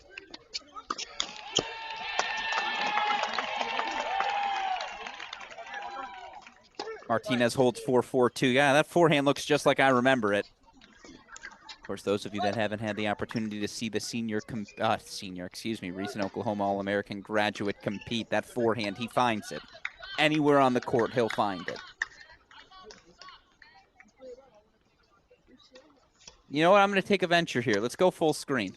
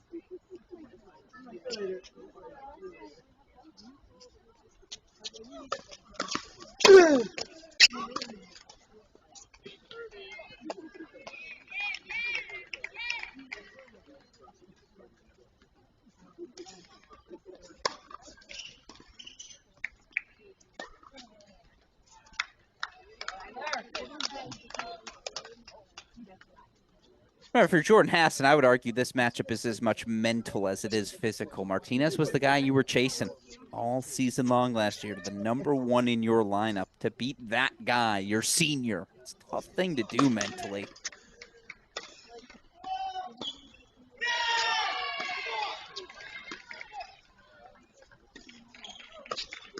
Oh my God. Fucking returns. No, we're not going to repeat that. Martinez, let's say a little frustrated with that return of serve. You can understand why. Still, 2 points away here. Yeah, there he is. Show us the replay. Passing shot sets up 2 match points.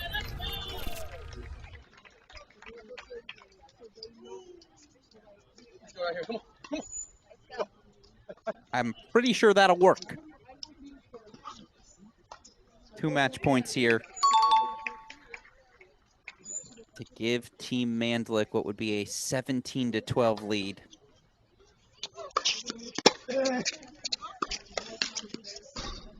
Well, that's the spoiler for you, but there it is. 5-2. Alex Martinez, your first singles winner. We got to rush over to Court Staker, and in fact, we might have missed the singles set. And I apologize if we did. Court Staker Moore, that's court number 4. As Alex Martinez does take a 5-2 lead again, 17-12 here. No, okay, we didn't miss it. But this is one of my favorite battles. Overall game score 16-13. And there you see the new Oklahoma Sooner, Bruno Haveni. I'm going to reserve the right to change that pronunciation. I got to ask Bruno how to pronounce his last name as soon as I have the opportunity to talk with him after this match. Again, the transfer coming over where he was a national champion at Cowley College in Arkansas City, Kansas. Certainly has some weapons as he tries to give Team Moore, or tries to work Team Moore's way back into this match. He says, I'm sorry, Asahi Harazaki. I know we're going to be teammates this fall, but I got to do you dirty. Look at that half volley. Come on now.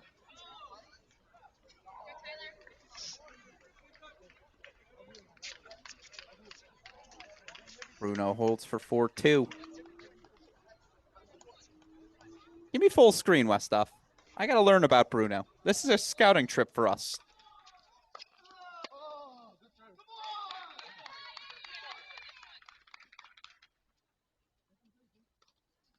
Again, if you're Harazaki, if you're any of these players, there's of course the added pressure. Hey, I'm playing my teammate. Feels like a pecking order match this early in the season, no matter where it is, an invitational in practice.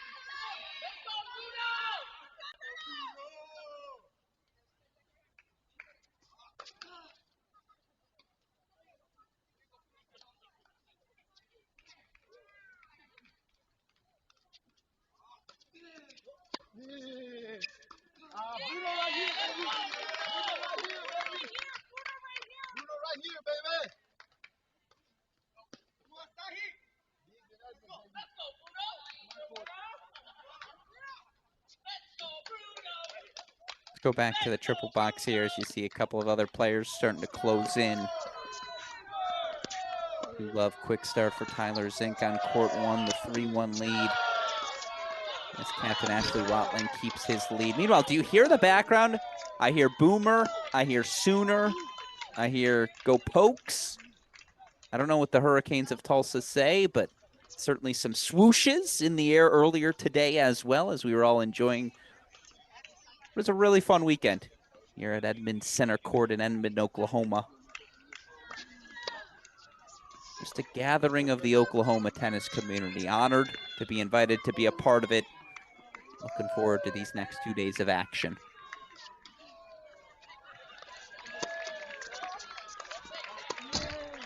Wise man once said that's why you build the 40-15 lead still. Game point chances here for Harazaki to ask the question. Just wanted to see. Van Emberg's got break points on 3.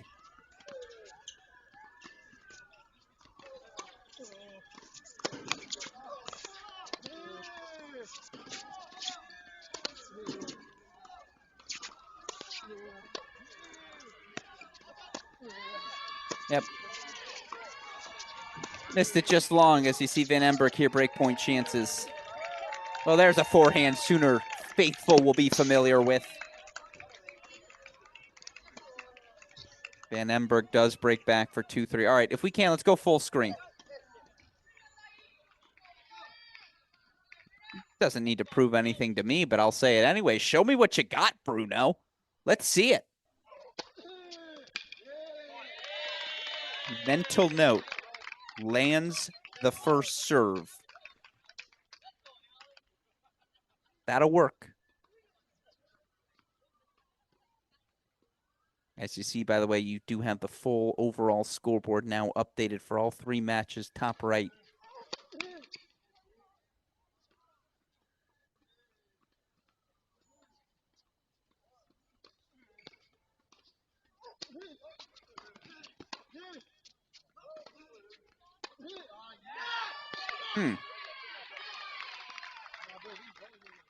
A little heavy out of the corner there. By the way, again, the yellow team, Team Zink. TM standing for Team Berlanga. Below that, the red TM standing for Team Mandlik. Their opponent in green, Team Epps. Look, when he's on his front foot, this is a top-tier player. This is a top-tier talent with real weapons. It's the creation after that. It's the improvisational skills, the off-script. I think that's what we got to work on moving forward. But when he lands the first serve, it's really hard to win the point. Match points coming for Bruno. That's, by the way, TM in purple, Team Zarolo taking on Team Watling. They trail there. Team E in red, Team Staker taking on Team Moore.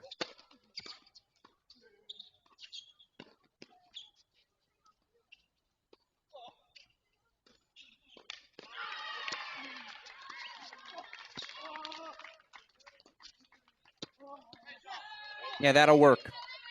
That's a great play there from Harazaki. Rhythm ball into the outer third. And I like that. Make the big man turn around. Make him change direction.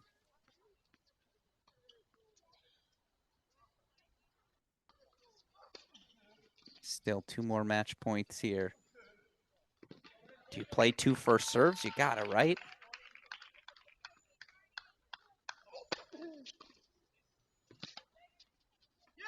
All right. They said the Eastern forehand grip was dead. Not today. The 1980s tennis here. First serve, not a ton after.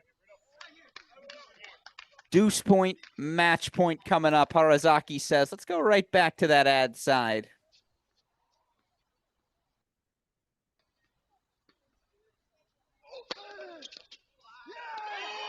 Heat down the tee. I don't know what he said, but probably some translation of too big. Hard to disagree. As you see, it's a simple spot there. Backhand body. Let Sooner Nation hear you. Bruno Havin. And I'm not pronouncing it correctly still, but takes the win.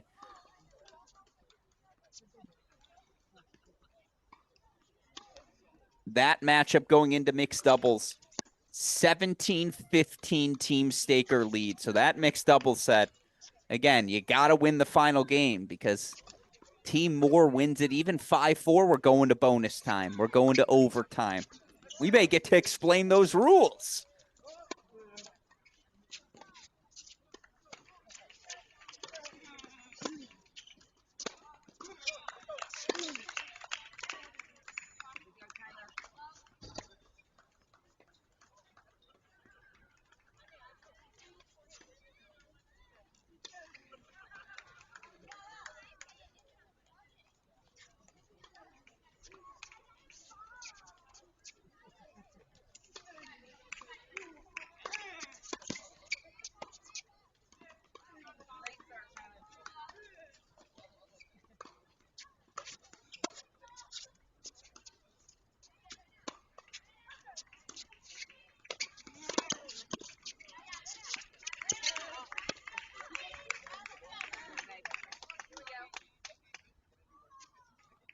Match points coming up here for Tyler Zink.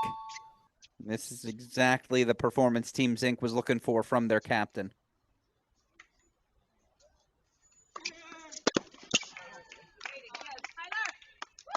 PZ with a little bagel. 9:35 p.m. Central Time. Never too late for an Asiago with cream cheese. As Tyler Zink, 5-love, and Team Zink has separated themselves. They've swept all 4 sets so far. Westhoff, if we can, as soon as we have mixed doubles action on our other courts, we'll put them on the side. In the meantime, let's hold here full screen. They are trading breaks. Van Emberg broke back for 2-3. Ashley Watling said, I see your break. I raise you one of my own. And now Van Emberg says, not so fast, my friend. 4-2, 15-30 is, by the way, you see, going into mixed doubles, Team Mandlik, a 5-game lead. Team Staker, a 2-game lead. Team Zink, an 8-game lead.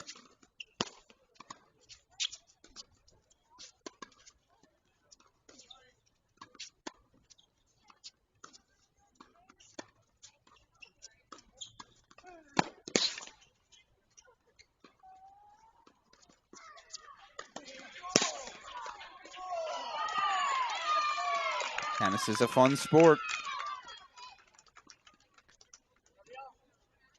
Watling now 2 points away from the match.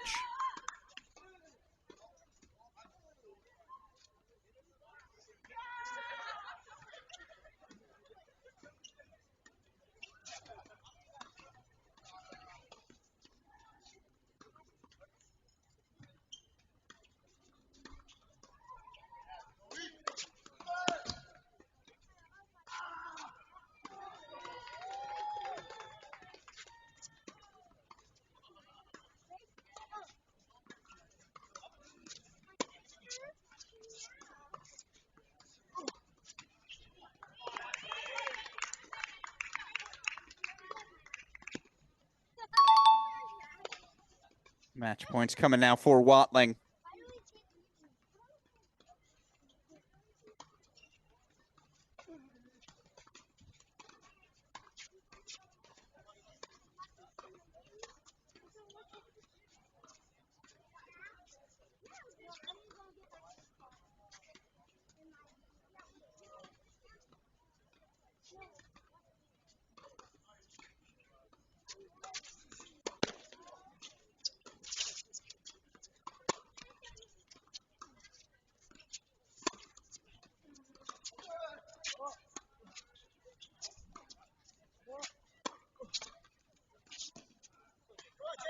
Van Emberg fights off match point. We go to a deciding. Now, do you go back to the ad side given the struggles in this game? You go back to that deuce side where I do think Van Emberg's more comfortable as a returner. Also, what serve do you want to give the lefty, right? Does he like that sliced tee on the deuce side? I don't know if he does, if he loves it. Van Emberg says, let's go deuce side. Let's see what you got. Deuce point, match point for the veteran Watling on the fire side.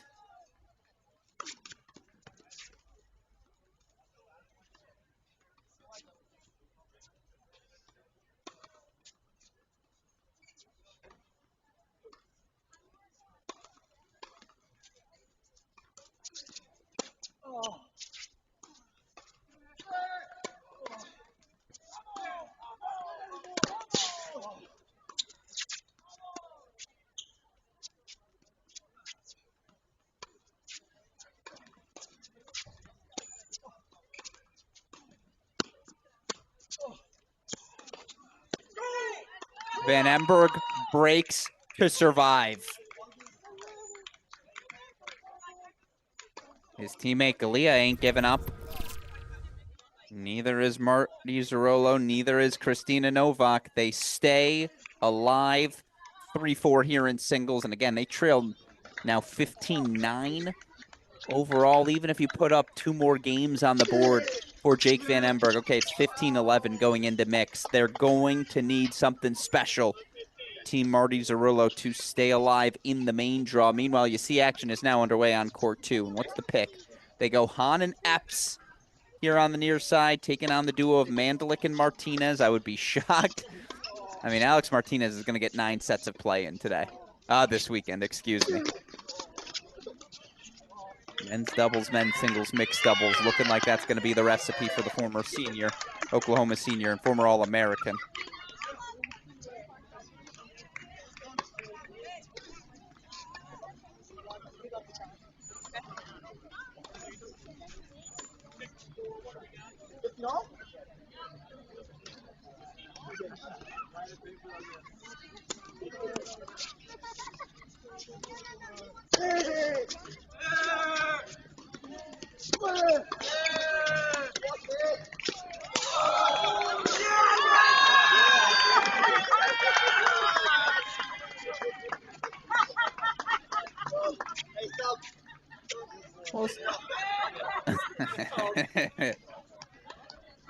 As long as the crowd's having fun, we're all having fun here.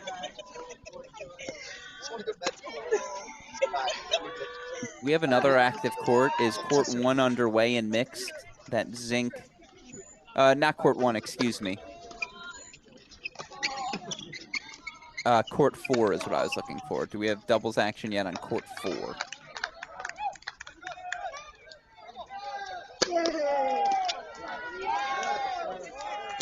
The nice serve there from Nathan Hahn. Finds the tee slider away from Ellie Mandlik.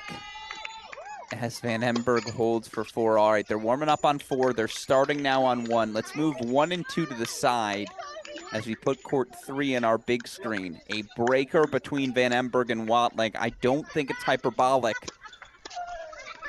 to say Jake Van Emberg and Team Zerolo, they got to have it.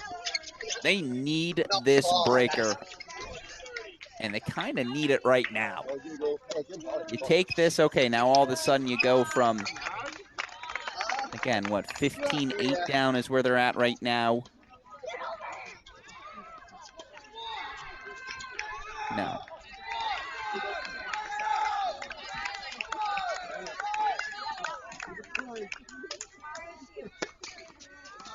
That scoreboard might be behind. It may actually be 17-12 overall here.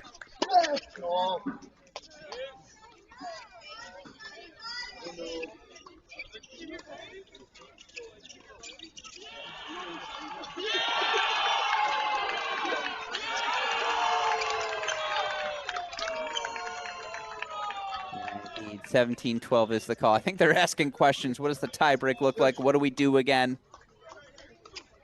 Again, I've done the math individually on the sets here on court 3. It is a 17-12 lead for Team Watling. Sizable, but not insurmountable. As Van Emberg's going to have this breaker. First to 5, win by 1. Again, 2-2-2-3. Now they'll alternate serves, meaning Jake Van Emberg will have the final serve of a sudden death 4-all tiebreak point.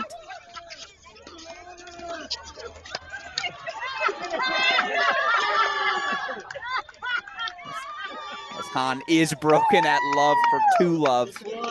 Broken, excuse me, at deuce for 2 love.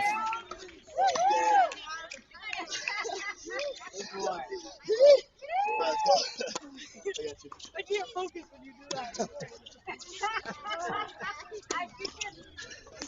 All right, here we go.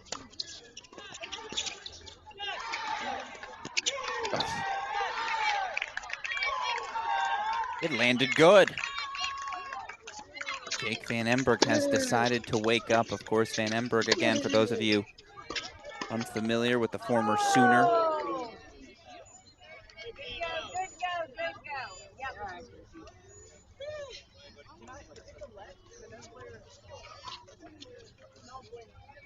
All good. 2018 Big 12 Freshman of the Year, Van Emberg.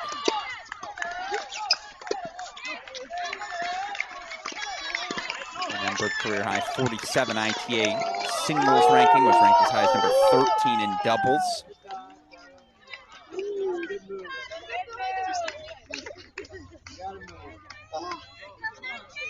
No, I can't do it. She knows me too well.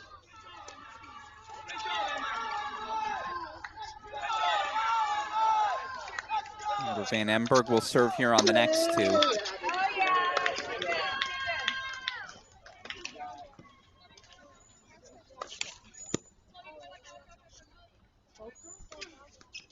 And by the way, you see now the serve on court 2. I apologize, correction by me. It is Julia Garcia Ruiz, not Ellie Mandlik, competing with Alex Martinez.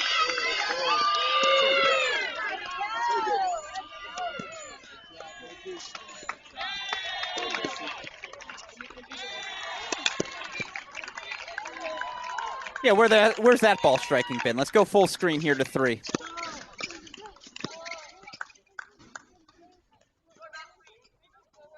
Remember, it's first to 5, win by 1. A must-have game for Jake Van Emberg and Team Zerolo as they trail 17-12 overall. 1 set left to go. I love it.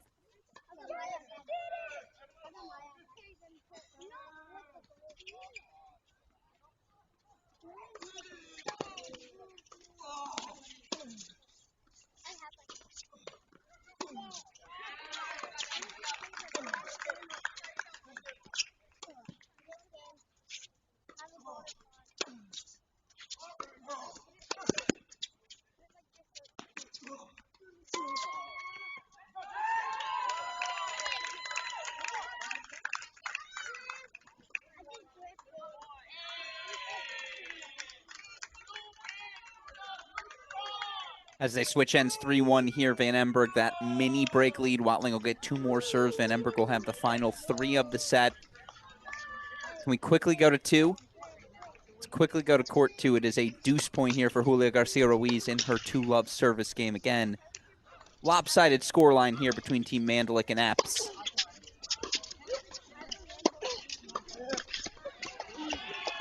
Gracie Epps keeps that ball just a little too high. That high backhand volley, in my opinion, the most difficult shot in tennis. Alex Martinez makes it look easy.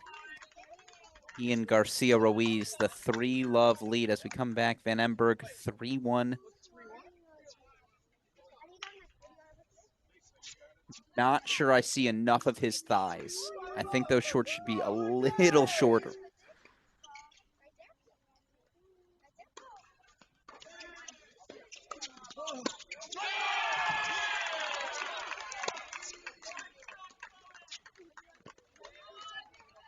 Match points coming.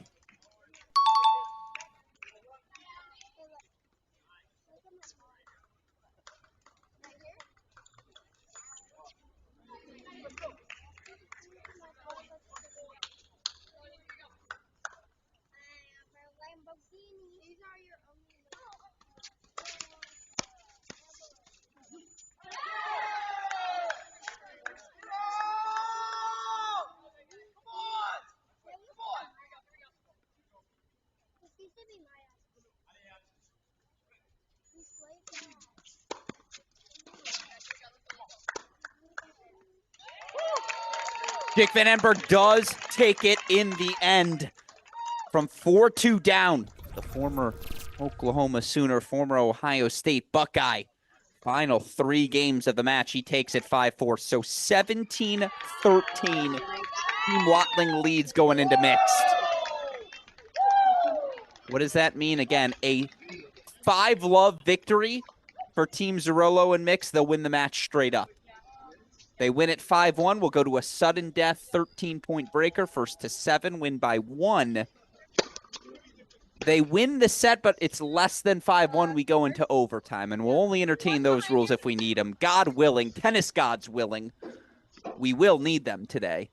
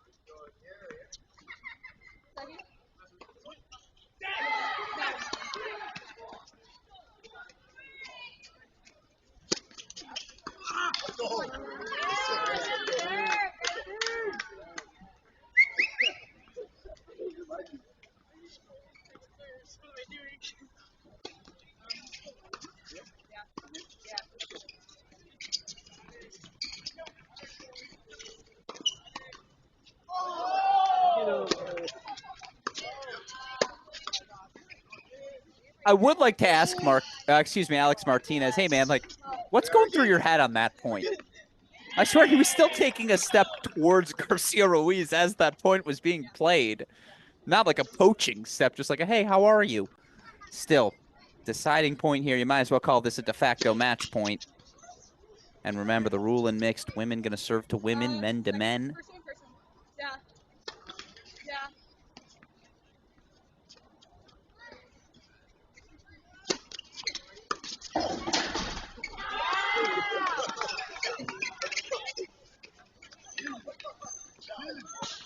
Epps does hold 4-1-3. So we're in our final set of play ever year. And remember, Alex Gruskin here. A thank you to all of you who are still with us. 9:50 p.m. Central Time. That means it's 10:50 p.m. here on a Friday night, East Coast time. And yes, I can do math the other way. 7:51 in LA. Thank you to all of you who are choosing to spend your Friday night with us. In the meantime, Team Mandlik Martinez closing. Team Mandlik Martinez. Team Mark Mandlik. Excuse me. Closing in on the set, and apologies for the scoreboard error. That is not Ellie Mandlik. That is Oklahoma junior Julia Garcia Ruiz at the net. Martinez serving here on the near side. Meanwhile, you see Team Zinc, Komar, they're cruising towards the finish line. In fact, Westhoff, if you want to just give me a double box 1 and 2. It's a good eye by Garcia Ruiz to let that ball leak wide. Oh. Replay, please, for court number 1. The hands from Komar to extend the rally. Yeah, they lost it. But look at that. That overhead's right at her. She says, no, I'm ready. Pick up the slack, Tyler. The hands aren't good enough.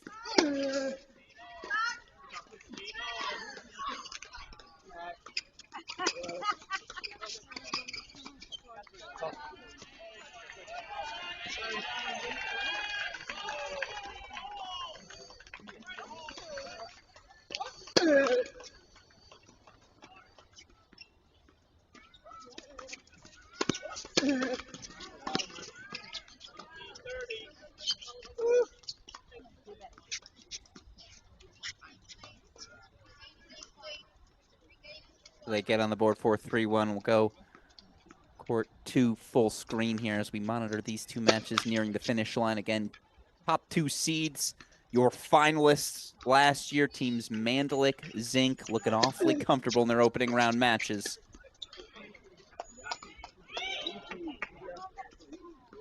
It's the easiest coach she'll have maybe this season. Julia Garcia Ruiz, little flick of the wrist there. 30-all point coming up. Again, that's Nathan Hahn returning on the far side. Ooh. Wait, did that hit the net cord?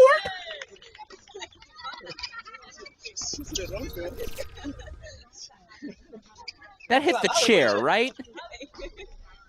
Yeah, that hit the chair. I was like, get out of here. No way, that landed good. Now, let me ask you this. Should that count moving forward? Most scholars would argue no, as it's game point chances here for Martinez. All right, Julia Garcia Ruiz, I see you on the poach. Making that ad side look real easy. It's a 4-1 hold for Team Mandlik. Tyler Zink serving on the far side, a 3-1 lead for Team Zinc. Top 2 seeds again continuing to look the part. As Team Zinc 23-13 now. They lead Team Berlanga. Team Mandlik 22-13 lead now. They lead Team Epps.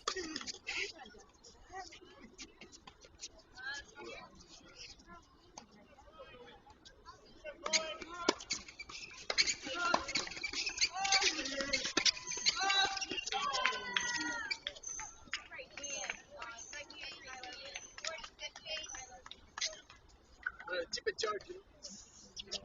Didn't work.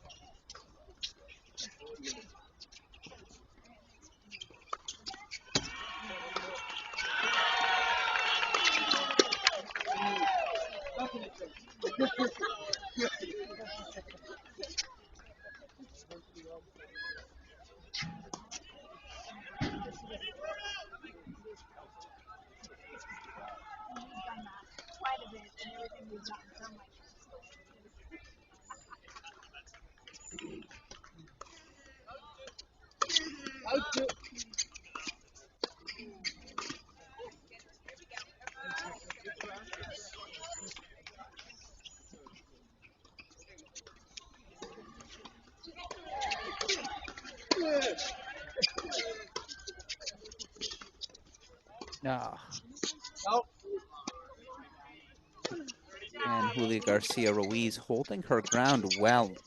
I'll go ahead and name her the MVP of this mixed double set on court number 2. Again, just active. A little springy.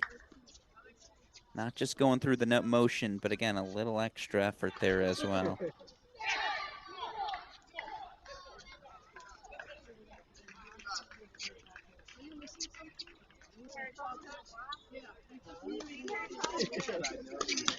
Oh my gosh, you look like him. Oh, okay. It's just this right here. So, do you play tennis? Okay. Probably better than him.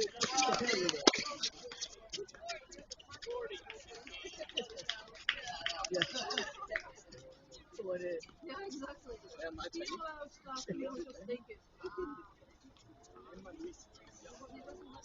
Están gritándose a nosotros. Ay.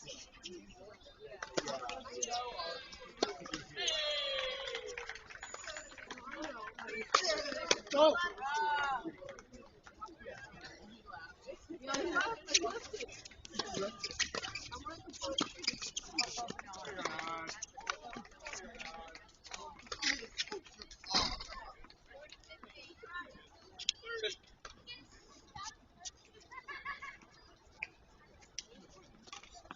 How's the owner of the team feeling?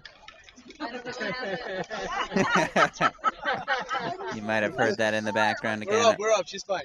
Okay, let's go. Little fun with some of the players in the crowd there from Alex Martinez. A little Calcutta hosted beforehand, so fans tuning in could have an opportunity to get in on the action. Alex Martinez having a little fun with a fake call there. Obviously, that ball missed well long. So Julia Garcia Ruiz will serve for the match, as will Anastasia Komar. 4-2 apiece. By the way, yes, I see that 19-18 overall scoreboard. Staker versus Moore was always going to be our match of the tournament. And Westhoff, can you check in on that? Just make sure we're not behind. Give me an update so I can verbal it to the crowd here tuning in. 19-18 we see on the overall scoreboard. What's that mixed doubles number? Wow, 2-3-15 all.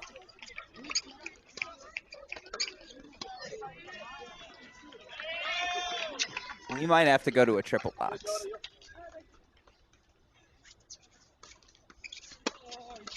You know what? We're going to give Hope a little longer. Komar's got 30 love, so we'll hold in this position. Again, Alex Gruskin here. Appreciate all of you joining us night one of the Oklahoma Tennis Foundation Invitational.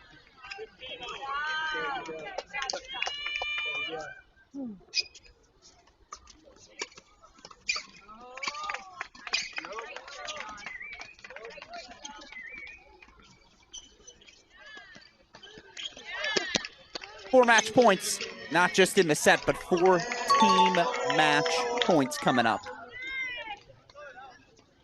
We'll throw it out.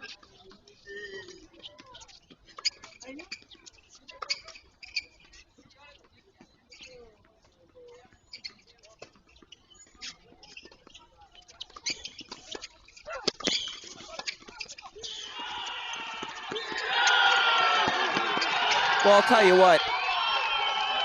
Team Tulsa, better known as Team Berlanga, they won that point twice. Tyler Zink missed long on that serve. Komar missed long on that serve. As, by the way, you see 3 matches here all within 1 game. But Nat says, I'll end it with the ace T. We'll show you the replay here in a moment. But Anastasia Komar, Tyler Zink send Team Zink through to the semifinals. And again, Tyler Zink, Isaac Becroft, Anastasia Komar, Ubi Kajuru, dominant in a 25-14 victory. 5-4 wins from Zink and Becroft in doubles, Kajuru in singles, Komar and Kajuru in doubles. Then comfort down the home stretch. Zink the 5-love lead in singles, win in singles, Komar and Zink 5-2 in mixed doubles. So first team through the semifinals.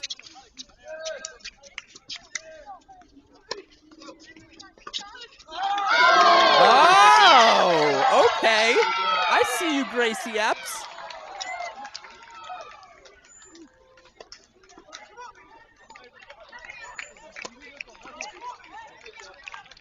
Takes the 6 inches of space available to her and says, thank you very much. Deuce point, match point. Go full screen. Oh, she broke a string. That's hilarious. She breaks a string on the first serve.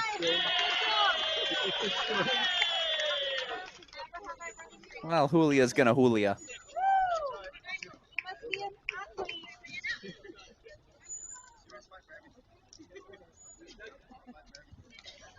The Dampner transfer has been made. Remember, second serve coming up here.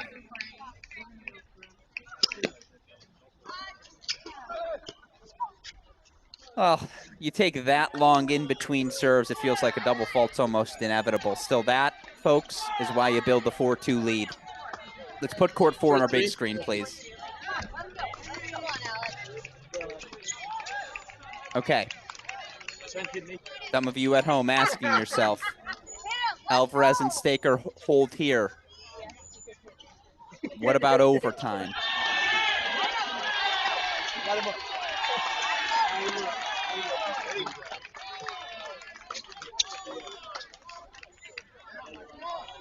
So 17-15 Team Staker led coming into this. That means right now it is 19 apiece. Staker holds here, and Bruno holds for 5-3. Excuse me, and Chloe holds for 5-3. We will go to sudden death overtime. If Staker gets broken here, it is a straight-up Team Seth Moore advances. And it's a double. No way. Full screen it. Sorry, other two matches. You're just not as significant. This isn't just a deuce point. It's not just a set point. It's not just a match point. A potential match-deciding deuce point, set point, match point. I formed the call. I love it. That's exceptional. That is exceptional. I love the call. Love the execution. That's what we're here to see. Jams the one-handed backhand. Luis Alvarez says, no, I'm here for you. So we go. Well, now Chloe Noel has to hold. She has to hold, otherwise we've got other overtime rules ahead. If Noel holds, it's just straight up sudden death. Meanwhile, thank you, Westhoff. We've got match points once again here for Mandlik and Garcia Ruiz. And I'm going to try that again. Martinez and Garcia Ruiz.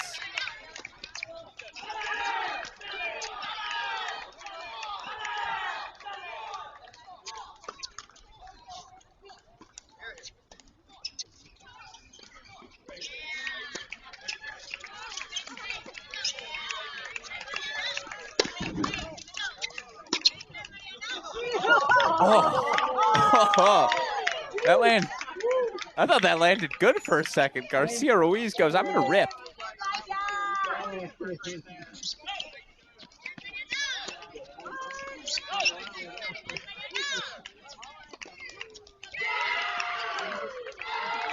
Staker finds the line.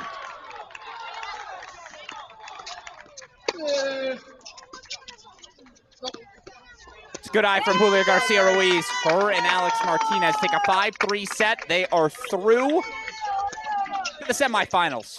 Your defending champs, Team Mark Mandlik, Alex Martinez, Ellie Mandlik, Julio Garcia Ruiz, 22-15. They take it. Wins in all but the women's singles sets were, again, our biggest upset of the day. Marcela Lopez, 5-2 over Ellie Mandlik. Everything else, again, going the way of the defending champ, so it's a 22-15 win.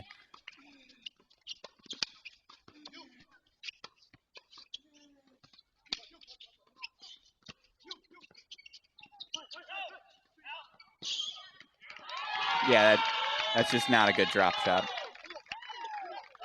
You had all that time if you're Emma Staker, and again, probably not the choice. Very easy to say here in the booth.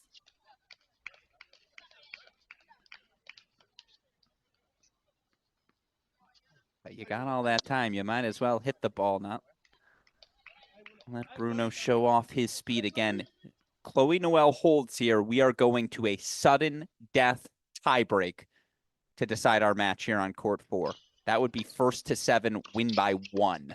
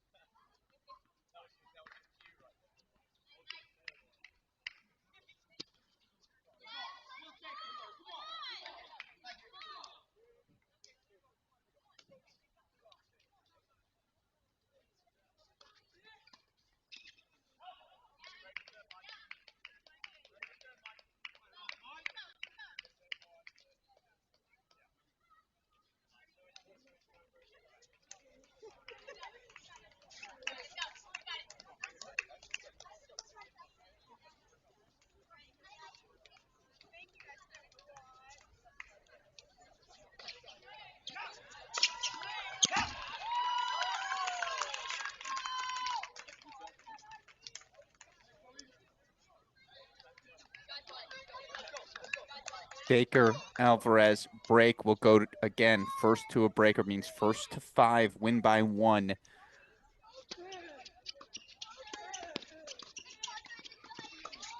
I want to be clear, Team Staker has not clinched a victory yet. In fact, far from it, given again. If Noel, I keep doing that. If Noel and Bruno take this breaker, it will be a 1-game deficit. We will go to overtime until Oklahoma either wins a game or Bruno and Chloe force a sudden death breaker. Was that a good explanation? No. Let's go full screen to 4. As it's 1-1 here. Alvarez able to find that second point. Again, this breaker is for overtime. If Staker and Alvarez take it, they win the set 5-4. The match is over. Team Staker wins by 3 games. It is total game score that decides our winner. Overtime, sudden death, they're both in effect.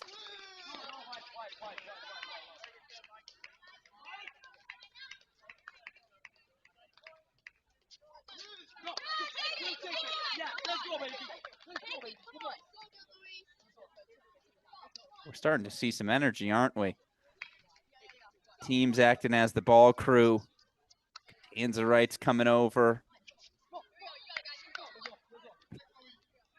Azahi's got a word or two for Staker before the return. Now we're talking invitational.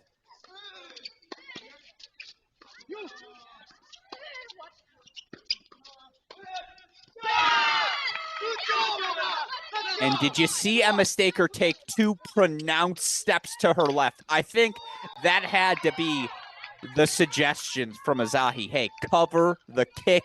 He loves to hit it. Kick covered to perfection by Staker. And the team with her name, captain, senior, Emma Staker, 2 points away from the semifinals.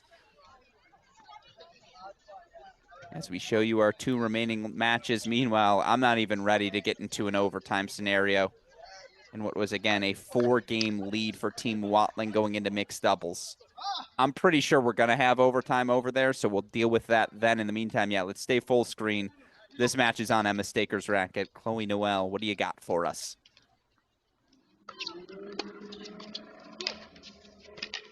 Oh. It was a great stretch from Noel to even extend the rally an extra point, but not just match points for the set, match points. Then Team Staker to the semifinals.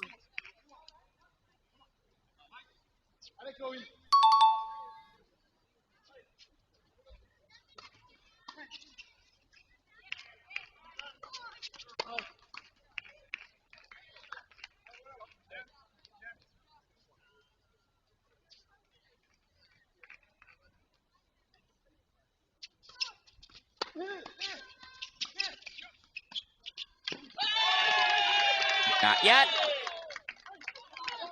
Not just yet. We'll show you that replay one more time. The quick hands from Bruno.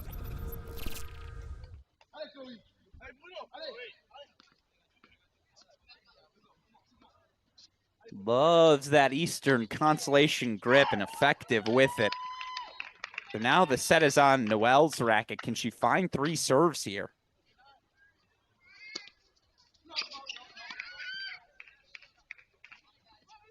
I like the serve and volley.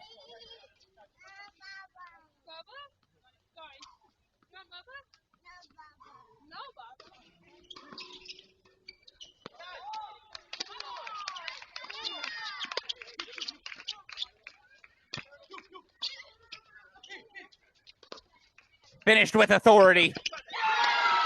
Oh, maybe not. He almost tracked it down, sure. But in the end, from 4-2 down, Team Staker survives and advancing to the semifinals. Emma Staker, Ava Catanzarite, Azahi Harazaki, Louis Alvarez. By the skin of their teeth.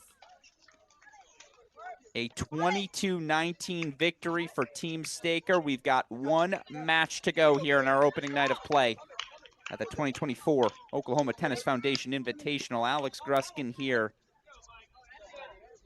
Are we going to head to overtime? Are we mentally prepared for an overtime as it's breakpoint chances here for Zarolo and Galea? Maybe not, actually. If they break, they hold. It will be one tiebreak, super breaker for the match. By the way, bring in Jake Van Ember.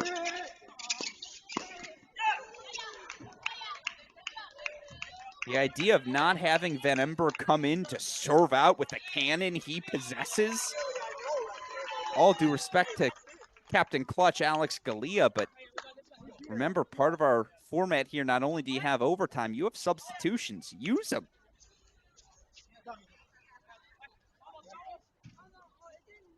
By the way, I'd be very much for substitutions in actual college tennis, but we'll save that discussion for another time. Here comes the deciding point coming up. No thought about who it goes to. Guys serve to guys, gals to gals.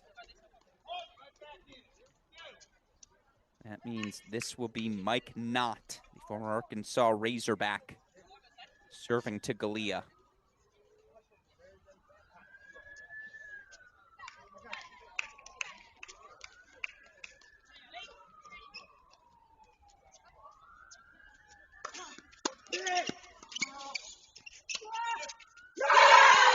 To overtime we go. Middle solves the riddle.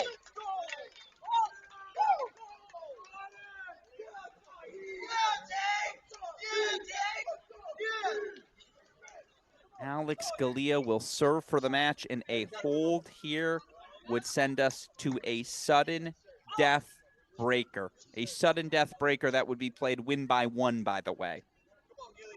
Do we see a substitution here? It doesn't seem like they even asked about it. Alex Galea graduated, I want to say 2018. Certainly no later than 2019.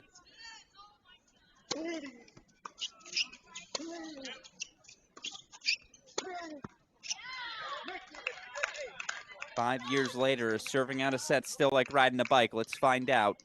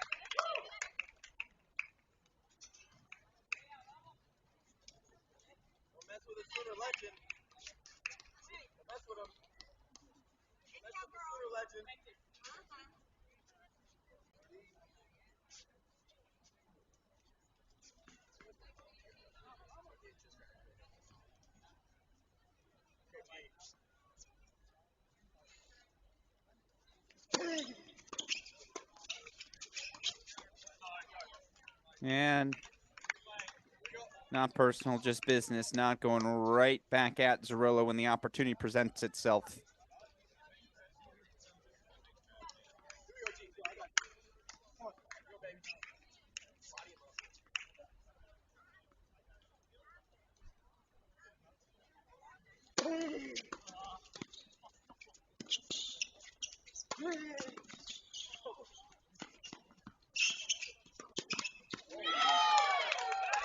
Interessante. Manyama coming up with the goods. A frustrated Zarolo. Can't believe she didn't do more with that backhand drop. Again, tough play. Breakpoint chances to extend the set.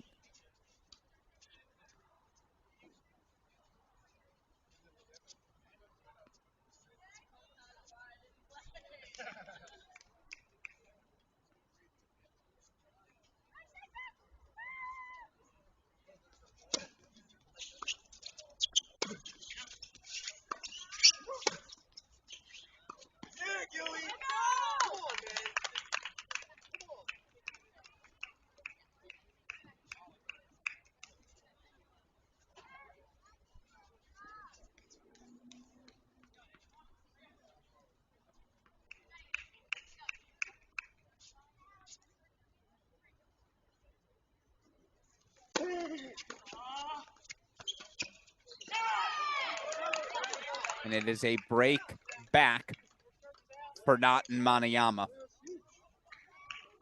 So now we head back to everyone's favorite scenario.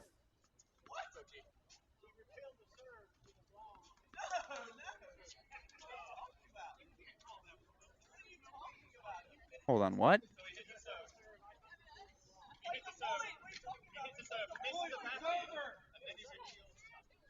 Oh, no.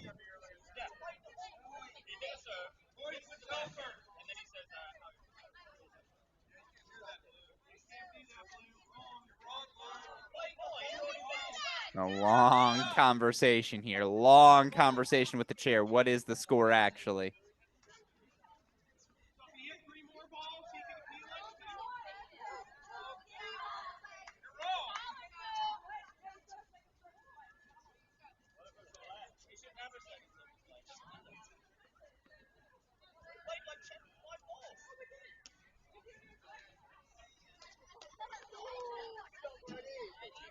Captain Watling, not particularly pleased. All right, never mind.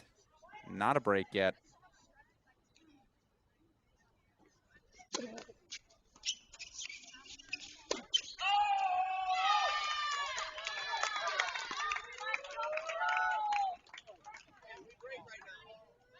Well, thankfully, again, no significant impact to the conflict in the call. It is a break for Natin Manayama. And again, let's do some quick math.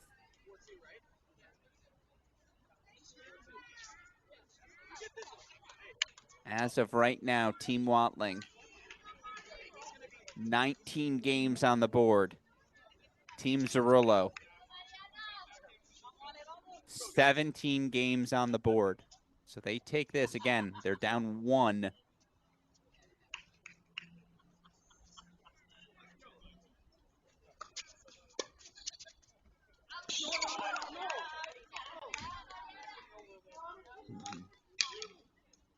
And now we're arguing line calls, and this is how you know it's 10:19 p.m. Central Time. By the way, was there any question? Yes, it's an invitational, but do these players care? They absolutely do. By the way, we're about 2 minutes away from me going out there and reminding everyone it's an invitational. Key point here to have fun, of course. Captain Van Ember coming over to plead his case.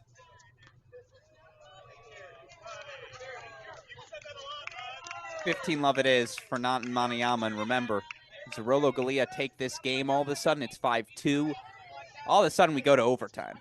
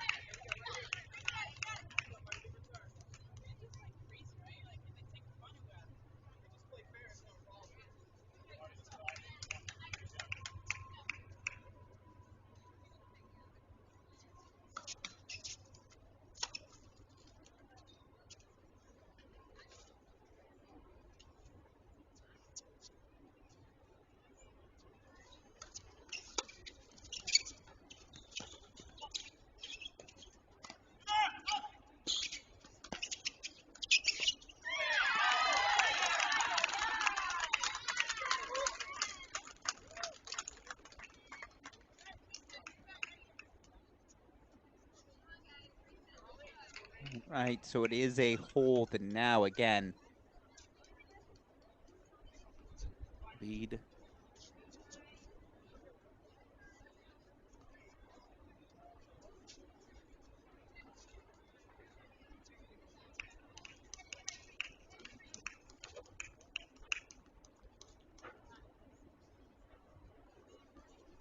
20-17 now lead for Team Watling. But remember, again, a hold here from Zerolo. Her and Galia take the set 5-3. We go to overtime, and I'll explain the overtime rules then.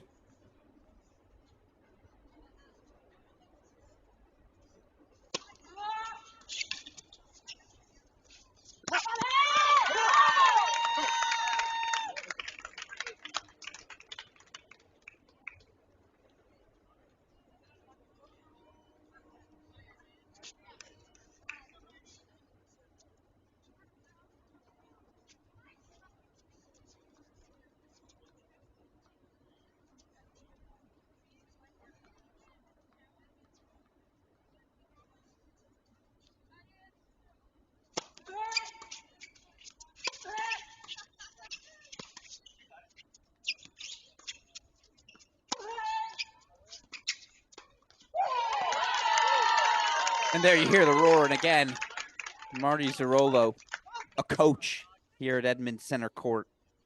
She said earlier when we had the opportunity to speak with her, the opportunity to have her players out here supporting her, to get to them see her in action. Obviously how enjoyable that is. More importantly, can they catch that energy, that enthusiasm, that excitement that has permeated this invitational?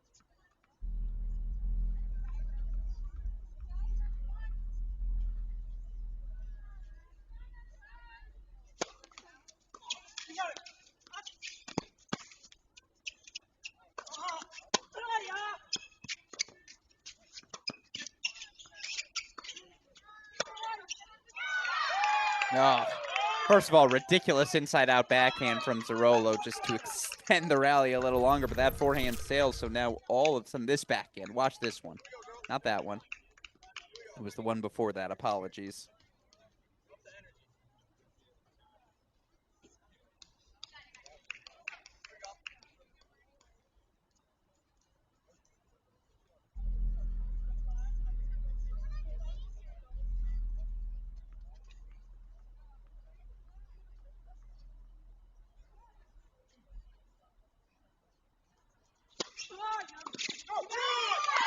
Had to have it. They get it.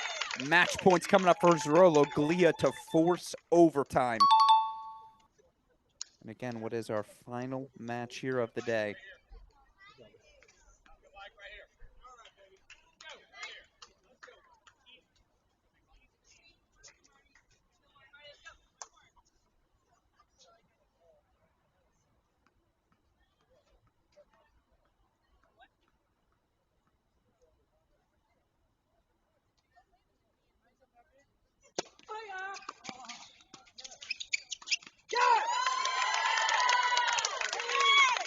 Zerolo, Galia take the set 5-3. Now, why aren't they going anywhere? Because, folks, for the first time this weekend, we got overtime. Remember, your team has to win the final game of the match. Has to win the final game of the match to emerge as winner. So they're going to go over the rules here. Score right now, again. First two sets went to Team Watling. Watling a non-5-3 in men's doubles, and Naranjo 5-love in singles. So that's an 8-3 Watling lead. That gap Narrowed to 11-8 after Novak Zarrillo take a 5-3 double set.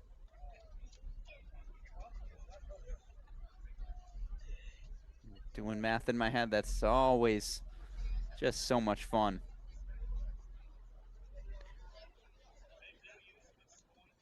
So again, a 10-3 lead, then became a 13. That was a 13-8 lead. After that became 17-13. After the Van Emberg 5-4 win in singles, 17-13. Now 5-3 here. So 18-20, Team Zarrillo trails. 18-20 overall. Why is that relevant? Well, now they've got to win 2 games consecutively. So they've got to break either Michael Knott, or they've got to break Michael Knott, and then they've got to have Alex Galea hold. A break and a hold, and we'll head to a sudden death breaker. So that's the overtime rules here. Again, Team Watling up 2. Watling will serve first. Knott will serve first, excuse me.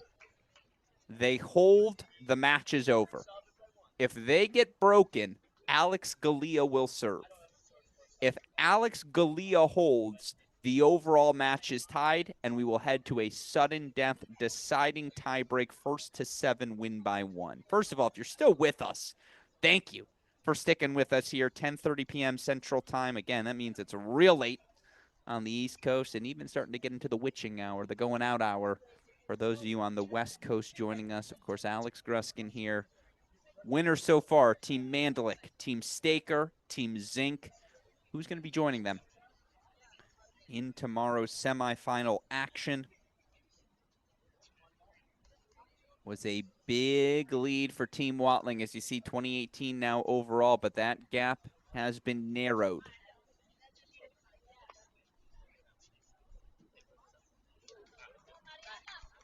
I don't see any change in the lineup on either side. No substitutions utilized. They're going 2 back on the Knott serve. All right, let's roll.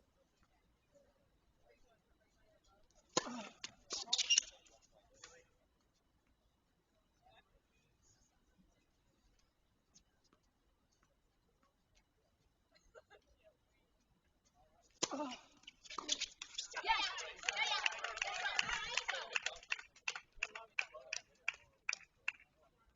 15 Love now the lead. Apologies, we may not have a scoreboard.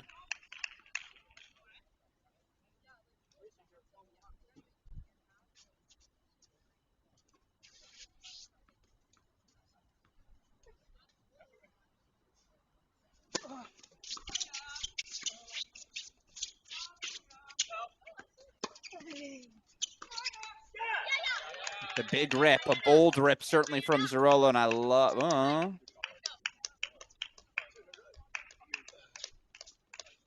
That's not correct.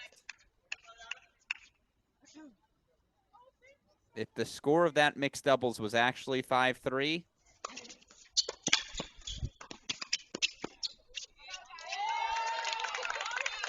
then we're doing something incorrect here.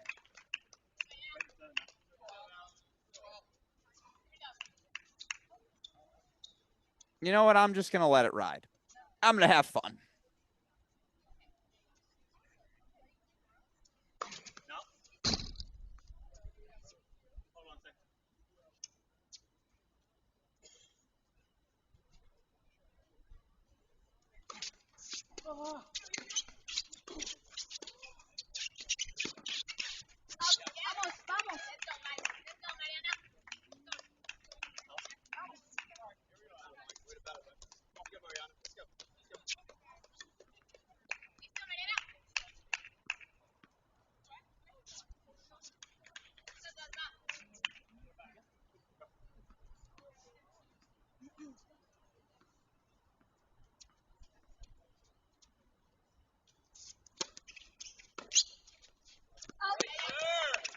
All right, 4-1.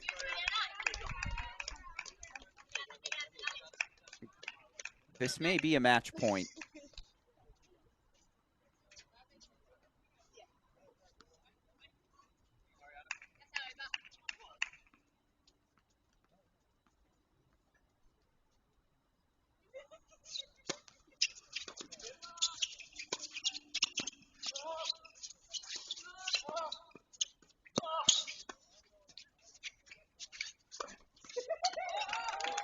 All right, it's a point to Galia Zerolo, and I think it's 4-2 lead here for not Maniyama, but I don't understand why they're playing a breaker unless our scoreboard was wrong earlier.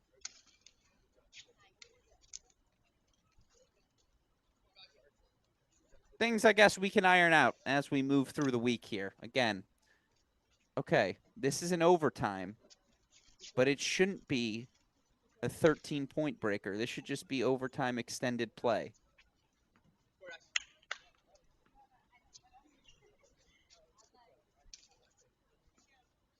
Oh, well.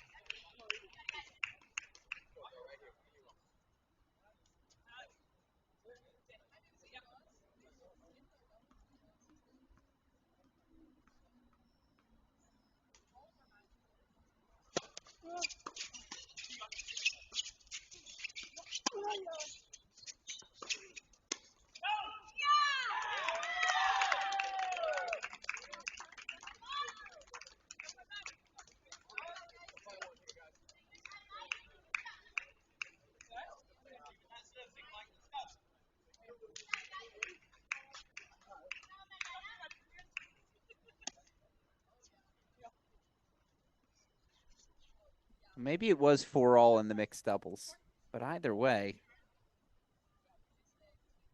this looks like a 13-point extended score breaker. So maybe we had some scores wrong in earlier sets, and this is the super breaker.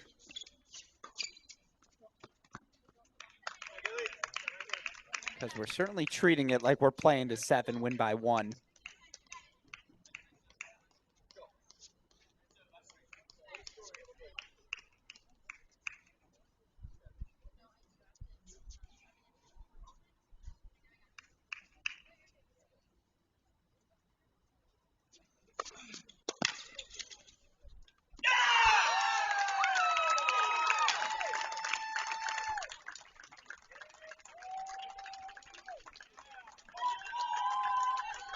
All right, so there's the celebration again.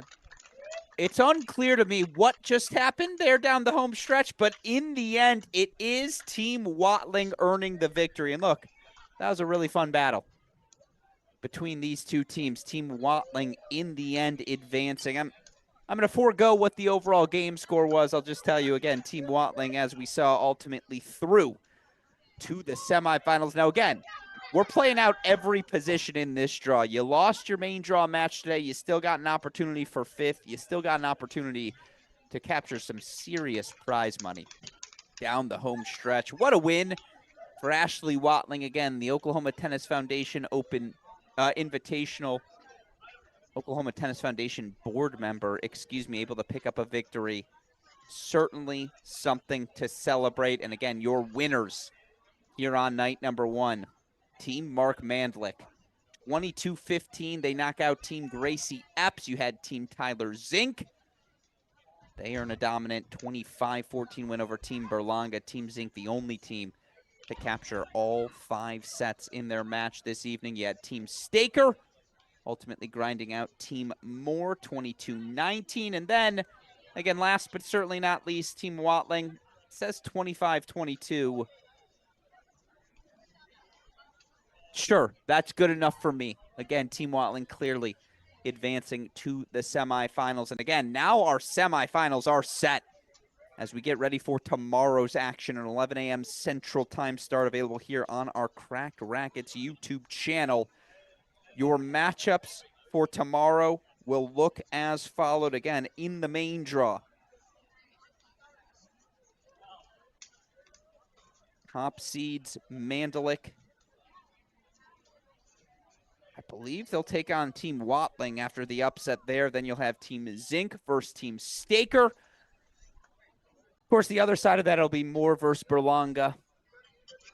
Zarolo versus Epps. 4 more fantastic matches. We'll have coverage first ball to last tomorrow as our coverage begins 11 a.m. Central Time. Of course, make sure you come on back tomorrow evening, as well as we'll have coverage of our championship match as this Oklahoma Tennis Foundation Invitational, a 2-day event bringing all the best of the Oklahoma tennis community.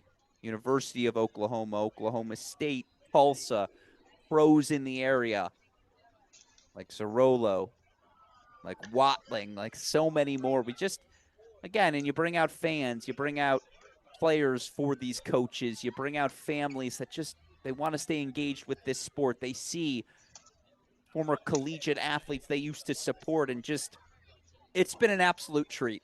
And we're only 1 day in, so certainly looking forward to our coverage here, year number 2 of the Oklahoma Tennis Foundation Invitational. It is worth noting, this is our first of 4 weeks of coverage here in Oklahoma. Not only do we have the Invitational this week, we've got an ITF 75K next week. 2 weeks in Norman later this month as well, as we cover the ITF Pro Circuit making its Oklahoma swing. A lot of fun tennis on the horizon in this state over the next month. Certainly the best way to kick it off. The Invitational that we have here tonight. And again, one more time, your winners here on night number 1, teams Watling, Zink, Staker, and Mandlik. They'll all advance to tomorrow's semifinal main draw action. Coverage begins 11 a.m. Central Time. We hope to see you all then. Of course, a thank you to our guests who joined us tonight, Martina Zarolo, Ashley Watling. Of course, a thank you to Missouri Valley's very own Mary Bushwork as well for discussing what's going on here in the Missouri Valley tennis world. Of course, a thank you back in Indianapolis to our producer, Daniel Westhoff, and then sincerely the entire Oklahoma Tennis Foundation team, in particular, the Towler family, my hosts here for the weekend. Immensely grateful for their support, immensely grateful to play any sort of part here in this year's event. And again, we will be back tomorrow for day number 2 as our coverage continues then. That said, that'll do it for tonight's action. For everyone who contributes to the Oklahoma Tennis Foundation Invitational, I'm your host, Alex Gruskin. You've been watching night number 1. We hope to see you all for day number 2 tomorrow at 11 a.m. Central Time. See you all then, folks.